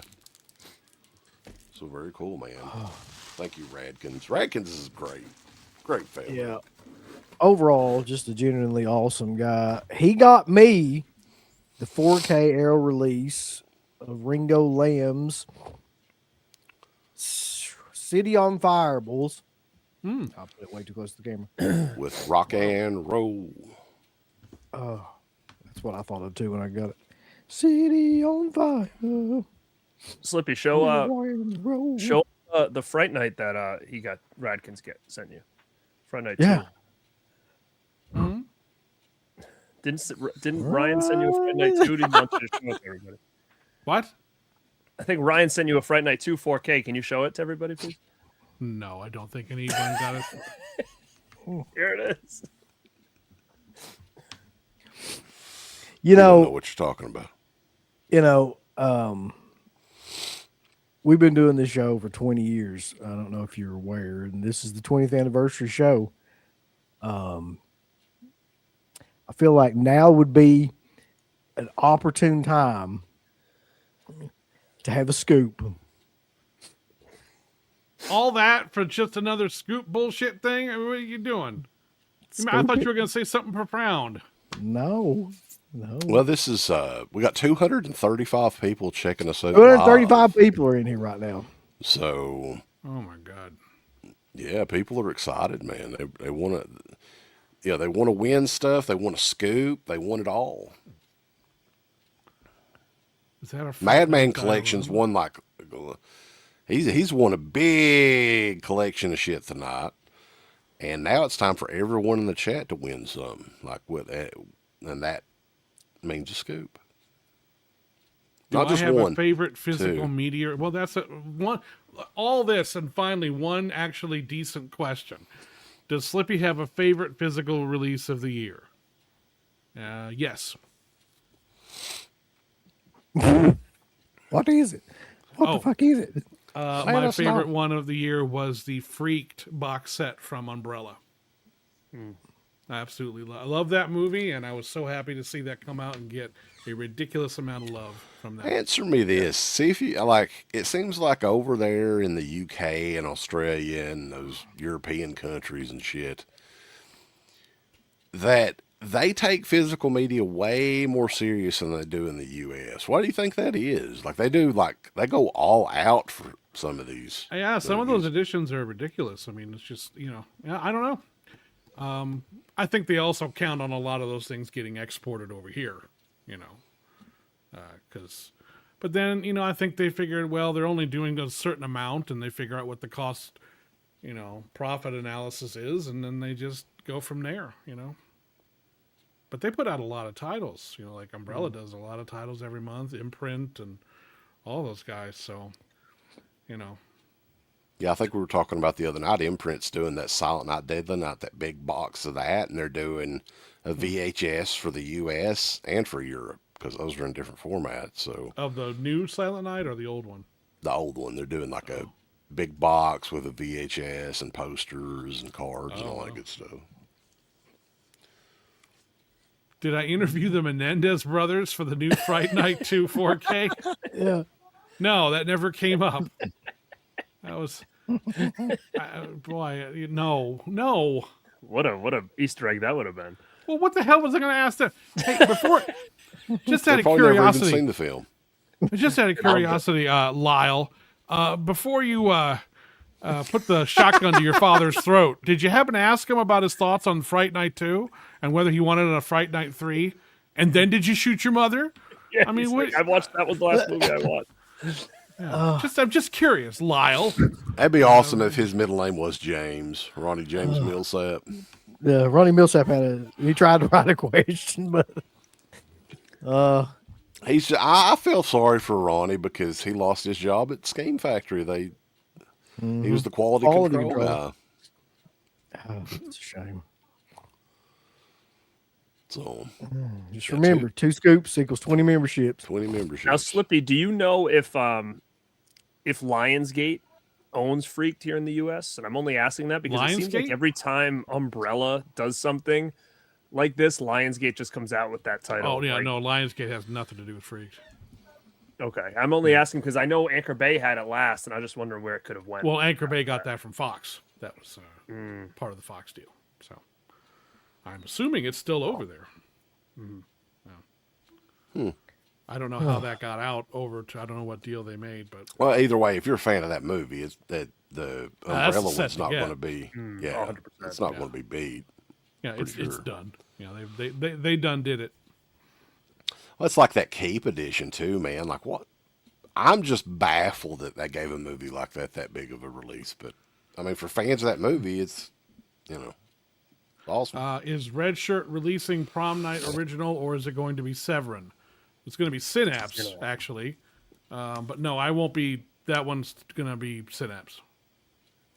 And you're not going to do a box set, at least initially, right? Not initially, no.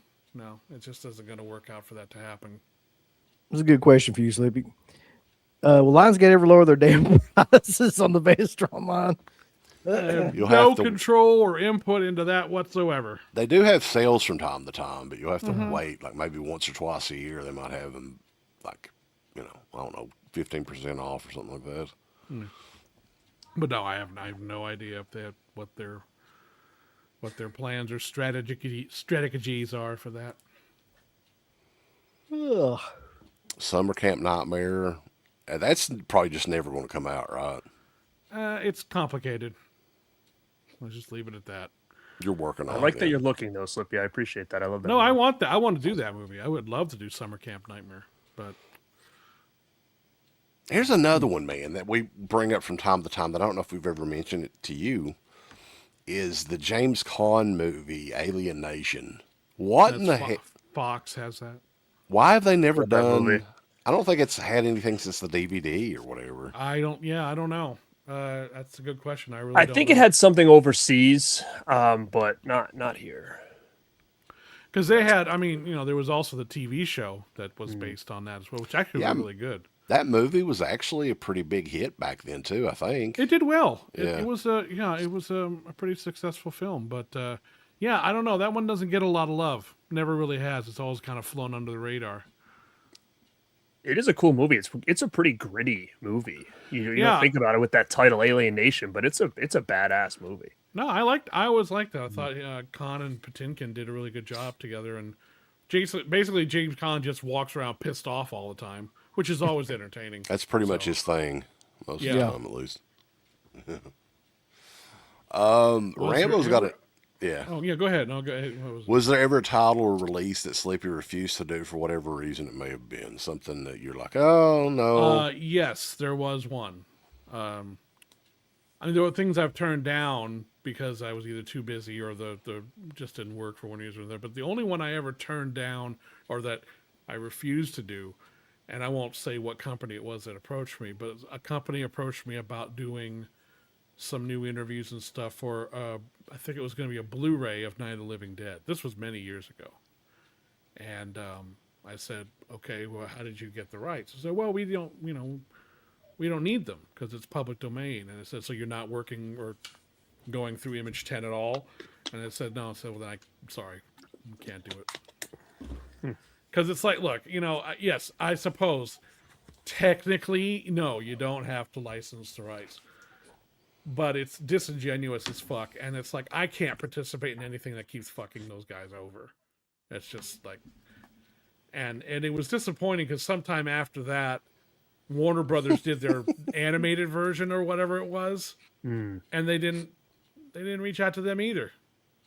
So it's like, wow, the big guys and the little guys keep fucking those guys over. So, but that was the only one I ever refused to do, just that I objected to. That I was just like, no, I'm just not gonna. I'm not gonna keep participating in that bullshit. So. Oh, I didn't refuse to do Into the Pit on 4K. No one ever asked, and no one ever will. So that's just... Damn. It is available on DVD, though, if anybody wants to get it. IntoThePitTheMovie.com. Booka booka. So I'm not refusing. Do you want to do the commentary for Into the Pit? The 4K? You can moderate the commentary. Who are you talking to? You. What would I moderate? When you put out the Ultimate Edition 4K gatefold cover. If it ever gets to the point where I'm hard at work on a 4K reissue of Into the Pit, I'm done. That means that there are literally no more movies left to release. That's right. That we've just run out. Dude, let's be honest. Look on Vinegar Syndrome's website. Come on. Look at some of the stuff that they've brought out. Well, I do think that somebody should do it. I 100% do. I like you said, there's a lot of stuff on those partner labels that aren't. The thing wasn't even shot in HD. I mean, come on. Well, Kelly didn't shoot that. Why don't you go over to TerraVision's website and look at some of their Blu-rays?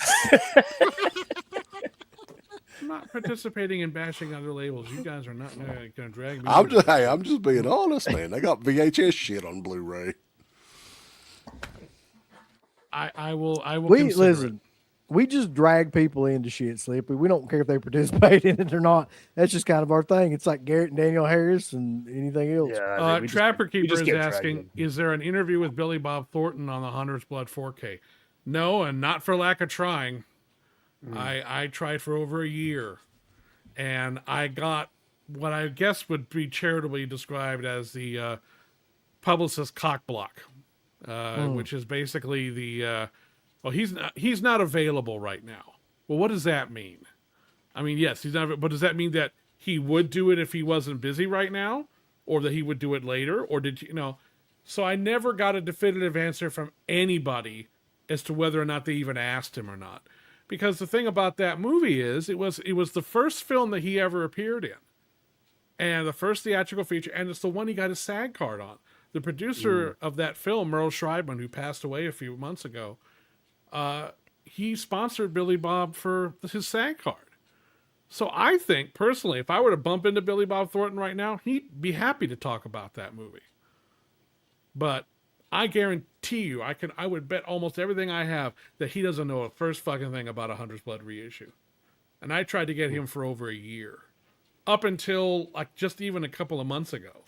I tried again. When I knew he was going to start doing press for Landman Season 2. DM him on Twitter or something. See if you can get him on there. And I don't. And what's weird is even if all the people I've worked with over the last 20 years, I don't know anybody that knows him directly. So it's not like I could say, hey, call him up and say, would you talk about this? Because I don't have any problems taking a no.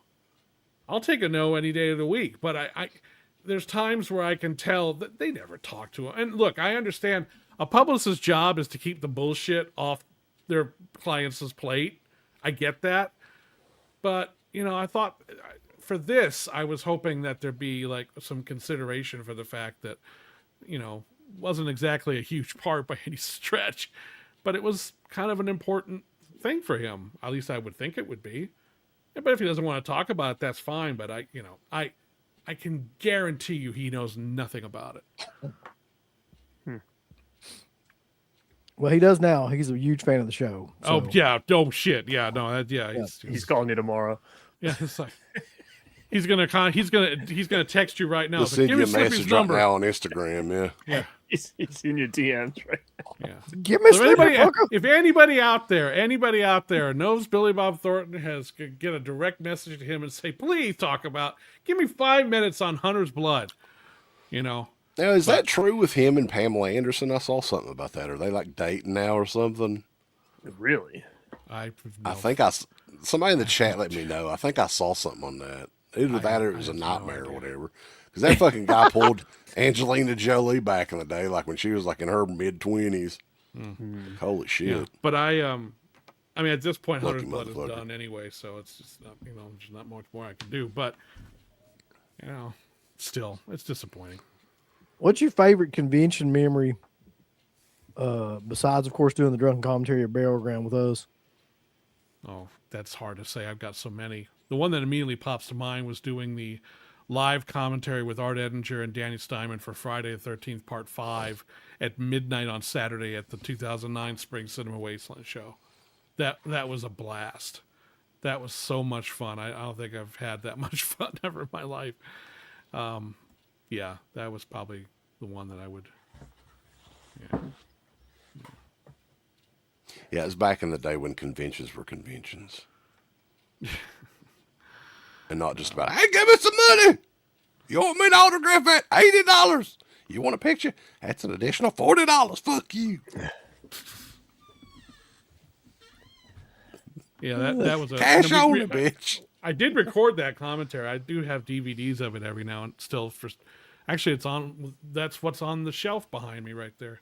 Right there are copies of the Friday 5 commentary. You would think that like Paramount or somebody would want to add that as like a special Oh feature. no, there's no way that is not. No. It is politically incorrect, that commentary. Well, it's fucking Friday the 13th, though, man. I believe me, I agree with you, but legal would cut out about 80% of that commentary. There would just be no way that thing would ever make the disc ever. Never even entertain the possibility of submitting it either. It's just like, nah, that's never gonna happen. Have you ever met Insane Clown Posse? Violent J and Shaggy Two Dope. Have I ever met Insane Clown? No, I have not met. They live somewhere around here. Yeah, you're up in Michigan. Wow. What's your favorite flavor Faygo? I don't drink it. You've never had it? I'm sure I have, but I don't drink. I don't drink carbonated drinks. I've never been a fan. Well, that's unfortunate. I like the Faygo Red Pop. That's my favorite. He just said, well, that's unfortunate. I like the Moon Mist. But we don't have that here. We don't have that around here. You don't have Moon Mist? No, I don't have Faygo at all. Oh, good. This is a good question. Slippy, who do you like better, CK or UB? There you go. Yeah. Who's your favorite? Well, actually, it's not. It's a tie. I have a mutual dislike of both. Yeah. Oh, shucks. No, I couldn't choose between which one of those two that I like the most. To me, they're like one person. That's fair. Or continuation, yeah. Yeah. You can't have one without the other. They're like peanut butter and jelly. You can't figure out where he ends and I begin. Where he ends and you begin. Yeah. It's like eating a salad without croutons, boys. It just don't work. Sure. I like croutons at least. What's What your a bullshit answer. Fuck you, Cratermania. I don't need this. That's the man they call Crater. I was trying to be nice.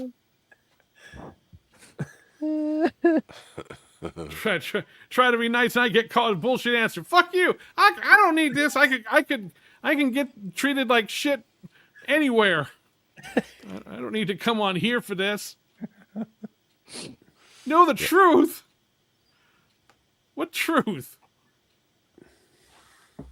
Somehow we've still got 250 plus people in here. So yeah, I don't know why they're here. I don't know why they're here.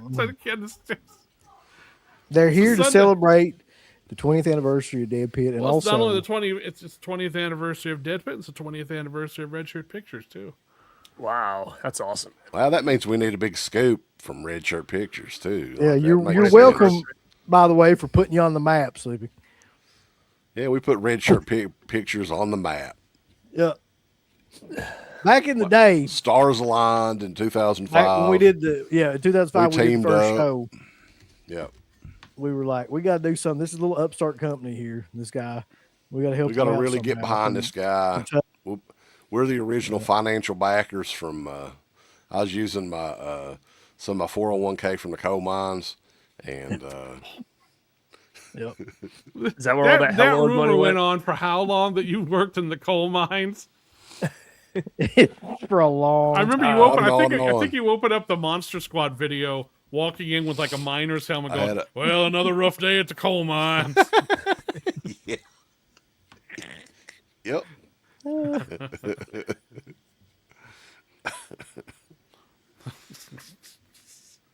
don't even know how that started. How did that rumor even? Or did they just? Well, they must live in Kentucky, so they must work in the coal mines. Right. And Uncle Bill's a janitor. He worked at the grade school putting that pink sawdust stuff on vomit. That's what he did back in the day.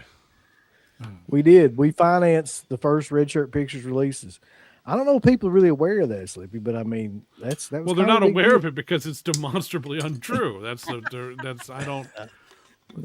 You can't prove that. You can't prove we didn't. We've got the financial records, boys. Mm-hmm. Let's see. So there's a question here from Rainbow, though, who says, in the 20 years that we've been doing the show, is there things, I guess, that you would have changed if you could go back? Tell him, Uncle Bill. I Well, wouldn't have went to school. Well, I'm not one of those people that really goes back and looks at shit like that just because I drive myself crazy. But like the one thing that we probably should have done is immediately put the podcast up on iTunes and shit. Like we didn't do that. We didn't do that for years. If we would have just stayed on YouTube from the very beginning, right? Or at least around the very beginning when YouTube came out. Yeah, I think it would have been insane now. But that's one thing that we did not do. What did you do? Where were you before? I don't remember. Well, we just did the podcast, yeah, for a It long was just time. on the website, yeah. Oh, right. $10 super chat.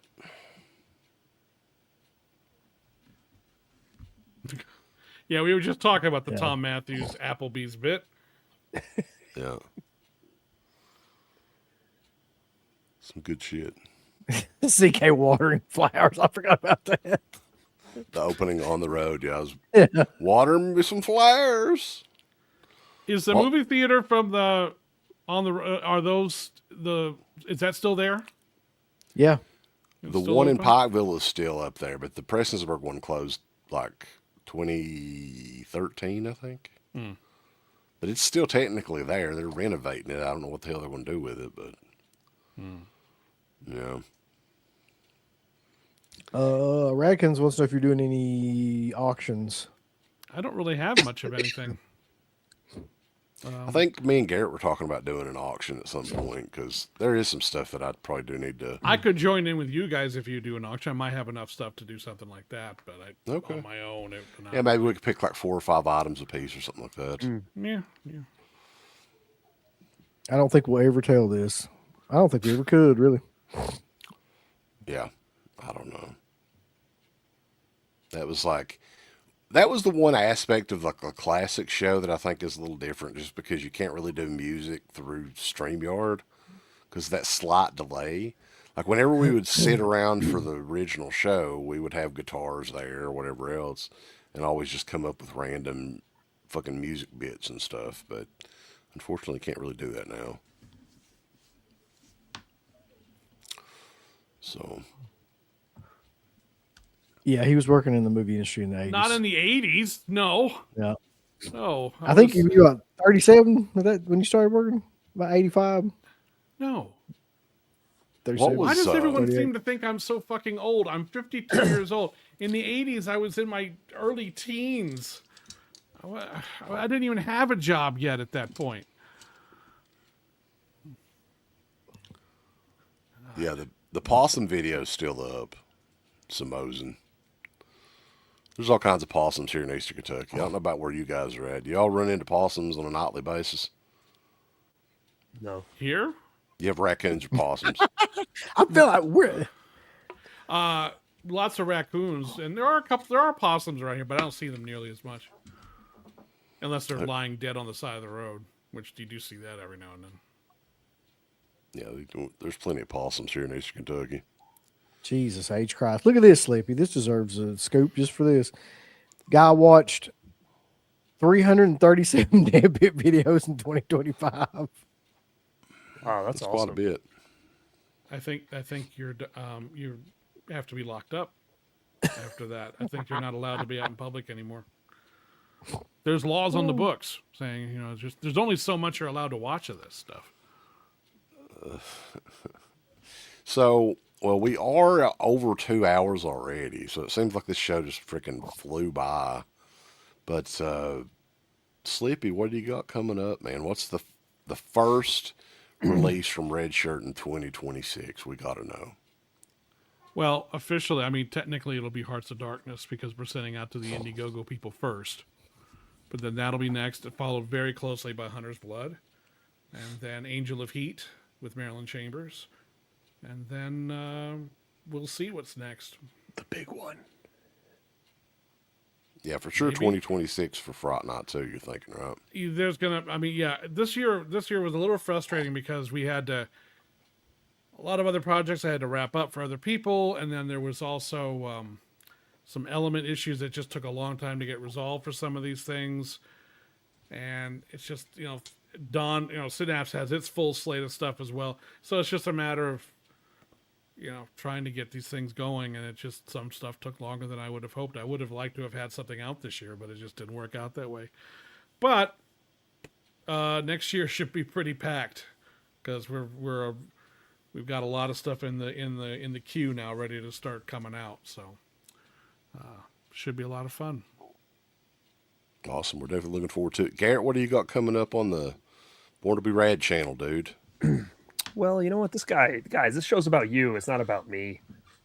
This is about you guys. But I'm going to put out my top 10 ranked physical media editions of 2025.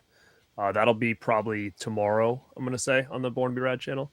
And I don't know, Slippy, listening to you talk and the possibilities over there, you could be Physical Media Company of the Year if we get all those out next year. 100%. Those are big hitters right there. Hey, let's fingers crossed. Not about the quantity. It's about the quality, Slip. So I'm excited. I agree. Yeah, so see you in 2027. If it was about quantity, Vinegar Syndrome couldn't be beat, man. They got like 700 and some releases a year. Oh yeah, I like what he says. Slippy, when do you ever say this was a good year? Things went smoothly. Never. I've never once said that in my entire life in this industry, ever. I cannot think of a single year I've ever had where I was just like, God damn, everything went exactly to plan. My God, I have so much time on my hands because everything went so fucking quick. Wow. Think about this, the end of 2026. You could be sitting on a pile of gold coins over at that house of yours. So okay, again, I don't know why you seem to think I convert all my money into Scrooge McDuck type shit. So you can go swimming in it. Okay, that would hurt. You would kill yourself. He would jump in the coins like, your head would just cave in. It's just. All right, fine. Just keep it in. Just keep it in bills then. That'll be better. It's easy. Or how about I just keep it however the fuck I want to keep it? It's my goddamn money. Keep it in bills. Keep it in bills under your bed in a big sack with a $sign on it. Just briefcases. He buys fine Swedish cheeses and just lays them around. You just see me running down the street with like a top hat and a monocle going, ha ha, look at all the money I have. I'm rich, I tells you. I swear to God, when I think it's going to be Slippy as the Monopoly guy with the two bags. I got all the fat cash from the Fright Night 2 fuckers. Yeah. When I think about Slippy, I think about his pillows have money like coming out of them. Right. He's Yeah. got, Oh yeah. It's like, Yeah. I'm out of toilet paper. Guess I'm gonna have to wipe my ass with 20s. Slippy Warbucks. Slippy warp. Slippy Bezos. Oh, it's coming. I can hear the AI already. I can hear it churning in the background. The wheels are turning. There's going to be images. Now, let me ask you this though: you're talking about we have a lot of fun with AI here, and we're going to close the show here in a little bit with Jackson Jack made a contribution to the show tonight, so we're going to play a video that he did. Well, a song that I'm he sorry, did. Jackson Jack. Yes, I gotta he go. I think you should stick around with Dude, it. like pretty much everybody is mentioned on this. This is an epic freaking great. song. But anyway, $10. I will answer one quick question. Yeah. Kid Piz is asking, who is the worst celeb Slippy dealt with that has passed on? So you can talk shit about people that have died. Yeah, I will not offer any details because it's not that great a story. But the worst person I ever encountered that I dealt with even a little bit was Conrad Brooks from Plan 9 from Outer Space. Damn. Really? Piece of shit. Couldn't stand the motherfucker. Damn. No, really, he was a piece of shit. Okay, I'd never heard anything about him before. God, I wasn't expecting that. Slippy dirty. No, That's there's your scoop for you. Conrad Brooks was a really nasty, unpleasant piece of crap. You heard it here first. Conrad Brooks is a fucking asshole. No real details or anything. And I don't usually speak ill of the dead, but if he were here right now, I would say to his face, I saw you steal shit one time. I saw you put your tongue down a woman's throat who did not ask you to do that shit. He was a fucking creep, and oh well. There's a special place he's probably at right now, right? Is that what you're saying? Oh, the devil wouldn't want his ass. Carter Derdention with a $10 super chat. Favorite episode of the original show? Mine was when you all covered the cryptozoology stuff like Loch Ness Monster and Bigfoot. And Dusty Rose, baby, catching the promo. Cutting one on the Mongolian death worm. The Silent but Deadly, baby. And a horror movie named after a fart, Slippy. It's called Silent but Deadly. What? One more scoop. I need a more membership. scoop. Needs a membership. You have everything, Larry. I don't want to hear about what you need. Look at the thing right underneath that, Gary. I can't. What? I don't know. Is it the one McHara said? I can't. Well, let's put it up there. Why would you put that on there? What the hell is wrong with people? Well, I hope it's not blood. Pee? Urine? Do you have to ask? Why do you have to ask this question? Do you not know?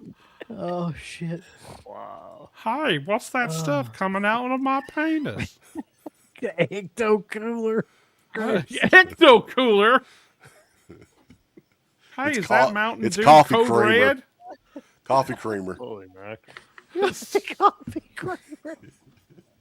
It's 40 weight. Oh my God! What the hell's going on? Oh, Sleepy, Do you I prefer to call them pussies or cooters? I think Cooters is funnier. I think that yes. Hi, baby, is that you, Cooter? Sunday Not Mark. good. Wow. Something not Mark's good. he's been in the wrong side of Chicago more than a few times. He's bleeding blood, baby. All right, and we've got more giveaways and stuff. Stay tuned to the Instagram. You want to show them some other stuff we got to give away, Uncle Bill? oh quick shit. for Yeah, me. we've got to give away still 555. The Remember that DVD. bad boy? Yep, from Massacre Video. And I'm super excited about this for a lot of people. The Night of the Living Dead 90 Steelbook. Shit, I might want to get one of those. That thing's worth its weight in gold right now, right? Or did they ever re-release it? I don't even know. Yeah, they did, but it like sells out every single time. We also got more figures that we're going to give away. More toys. So yeah, just What be did on the you lookout, boys. So yeah, be on the lookout for Instagram at End of the Dead Pit. Go and follow us and like us or whatever. And then again, email deadpit@gmail.com for the big giveaway sponsored by Tape Rot. Look at this shit. I go to Slippy for all my sexual health advice. It's 1036 for 5,000. Texas Chainsaw. I really wouldn't do that. That is ill-advisable. It is really not. That is not a good idea. All right, guys. But yeah, we appreciate everybody coming in the chat tonight, celebrating 20 years. It's baffling to me, man, that it's been 20 fucking years. No shit, people were coming in the chat. Coming all over everywhere. What's that Making coming a out meth. my penis? Making a mess. 20 euros, man. We're going to get some stuff from Germany just for you, Stuntman Mark. We can get about 1,000 more of those. We can get one of those couches that's got speakers in it like Mark has. Yeah. Oh, yeah, I was going to ask you, Uncle Bill, what happened to you? You were sick? Shitting out my ass. Yeah, it wasn't good. And his mouth. Yeah. Okay, thanks. That's great. Just want you to know. Hey, Slippy, now's the time, though. You could swear your allegiance to Dead Pit now. 20th anniversary. You may kiss the ring, bow down, swear your allegiance. If you shake your ass, he'll give 20 memberships. If you shake your ass, he'll give 20 memberships. No, the internet would not survive such a thing. That's not a good idea. I know I'm a sexual icon here on the Dead Pit channel, but no, that's not something that I will be doing. We don't need to be talking about beads, McCord. Come on now. Yeah, I guess that phrase, you were shitting out your ass. Hopefully, yes. I'm hoping that's where it was coming from. I was coming out my elbow. He paid out his butt. That'd been bad. It was kind of like that, really. Come on, Slippy, jiggle it. Jiggle. No, I'm not jiggling nothing. Get jiggly with it. Enough stuff jiggles on me already. I don't need to be doing it deliberately. Thank you. Twerk that shit, Slippy. No, thank you. No, thank you. No, thank you. Oh, All man. Right. But yeah, we appreciate everybody. Thanks, Slippy and Garrett, for stopping by. Oh, you're so welcome. Always fun. And we will, we appreciate it, man. And we will do that auction at some point in the near future because, yeah, I've got a bunch of stuff that I need to get rid of. So we should definitely do that. But, yeah, so I guess that we're closing off with this. This is like a 6.5 minute song that Jackson Jack did that I tried my best to put like a slideshow together and stuff, but it was like, so. Connected just killed it, dude. He just gave the 20 anyway. What a guy. Holy shit. What a guy. That's awesome. Showcase it on there, Uncle Bill. I don't know how. Hold on. Oh, what? 20 yeah, Dead Pit Nice, Radio dude. membership. That And that means that 20 people now have the gift that keeps on giving. Dead Pit Radio all year long. And Slippy can save his scoops for the next time he's on. No. Scoop it up. I like how you assume that I'm going to come on again after this. Scooping it up. Scoop it up. Scoop it up. That's new song. You get Scotty Two Hardies. Banging it. Scooping it up. Slippy. That fucking music hits. Scoop it up. Come on. Someone will send me that song by the time I go to bed tonight. I guarantee you. Yep. Scooping it up. Connected, man. Thank you so much. And Tape Rot, thank you for sponsoring all the gifts and everything, the giveaways, and you guys are awesome, and memberships and all that. And here's to another 20 years, Uncle Bill. By that time, we'll be almost 70 years old if we're doing it by then. So who's to say? Deadpit.com. All right, Lehman. All right. 2 decades of defecation. 20 years of falling in the dead pit. 2 decades of fans complaining. Uncle Bill wanted to quit after the first 10. Way down in the holler, Hillbillies talking horror, found a computer in the river. Things are gonna change tomorrow, from calling out remakes to legacy sequels. Certified horologist, nobody is their equal. Uncle Bill was a janitor, CK was a miner. The B plan shouldn't be allowed around minors. They started up DEADPIT and made history, turned on the mics and fans started listening. Convention stars say, give me your money. Give me 20 fucker. Eli Roth can't make a movie for nothing. Oh, fans complaining. Rob Zombie took the time to write a script that had skull fucking. Monster Squad on DVD had CK coming. Tom Matthews calling you a pussy. Demon won't hang up his phone and Jamie Lloyd wants more pay.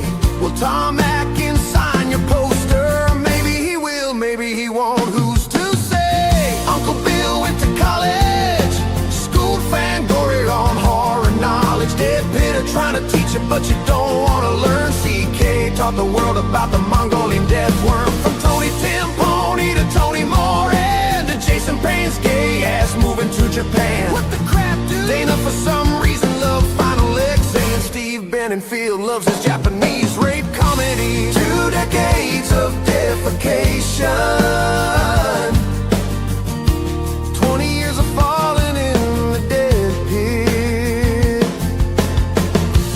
2 decades of fans complaining. Don't make Rambo rip another slip. Mark and his $8,000 couch, Slippy pretending to be a grouch. Garrett has a whole warehouse, CK popping gummies in his mouth. Collecting is a sickness and they don't fight it. Making Garrett watch Stay Low, he pretends he don't like it. Modern films making Rambo ill. CK inexplicably hates parade scenes in movies and Sam Neill. Uncle Bill hates eggs, Rambo hates mashed taters. DEADPIT hates fun, so they get called haters. CK hates not having his gummy high. Stuntman Mark hates everything. I hate the blacks. I said Stuntman Mark hates everything white. He sells gin at night. Stephen Dana fell in love and got married. Hooper and Craven got dead and buried. Rambo still hates everything and drinks mellow yellow. Crater's a cool fellow. Adam Beck took us back Thor. Noodles used to be a cat Thor. Historic third members came and went. Uncle Bill had about 27 kids. Busting rhymes with Foz Rotten, getting high with hydroponic. J Real and Goose kept it real. Whatever happened to Kim and Cody LL? Sydney Shepis is the greatest. DEADPIT fed chicken to lovely ladies. Garrett really loves the 80s. Those old message boards were crazy. Doodle was a redneck baby. Doodle was a redneck baby. And Steve still enjoys his Japanese rape comedies. 2 decades of defecation. Horror queen called in before she went to strip. 2 decades of fans complaining. Debbie Sue Voorhees has the best tits. Miko didn't lose their number, but a few other people did. Michael Fell sure got his name when he fell in the pit. Saw 3 through Saw 26 are all ass, and Halloween Ends is dog shit. Hammerhead is hot and ugly, and Eli Roth still sucks dick. 2 decades of defecation. Mark's dog had to take a fat shit. 2 decades of fans complaining.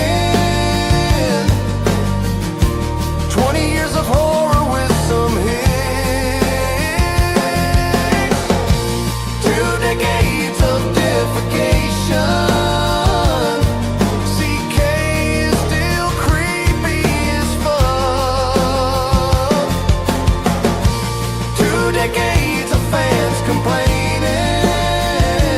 Play with your bird, eat tater salad and get a tooth chipped. 2 decades of defecation. 20 years of falling in the dead pit. 2 decades of fans complaining. Uncle Bill wanted to quit after the first 10.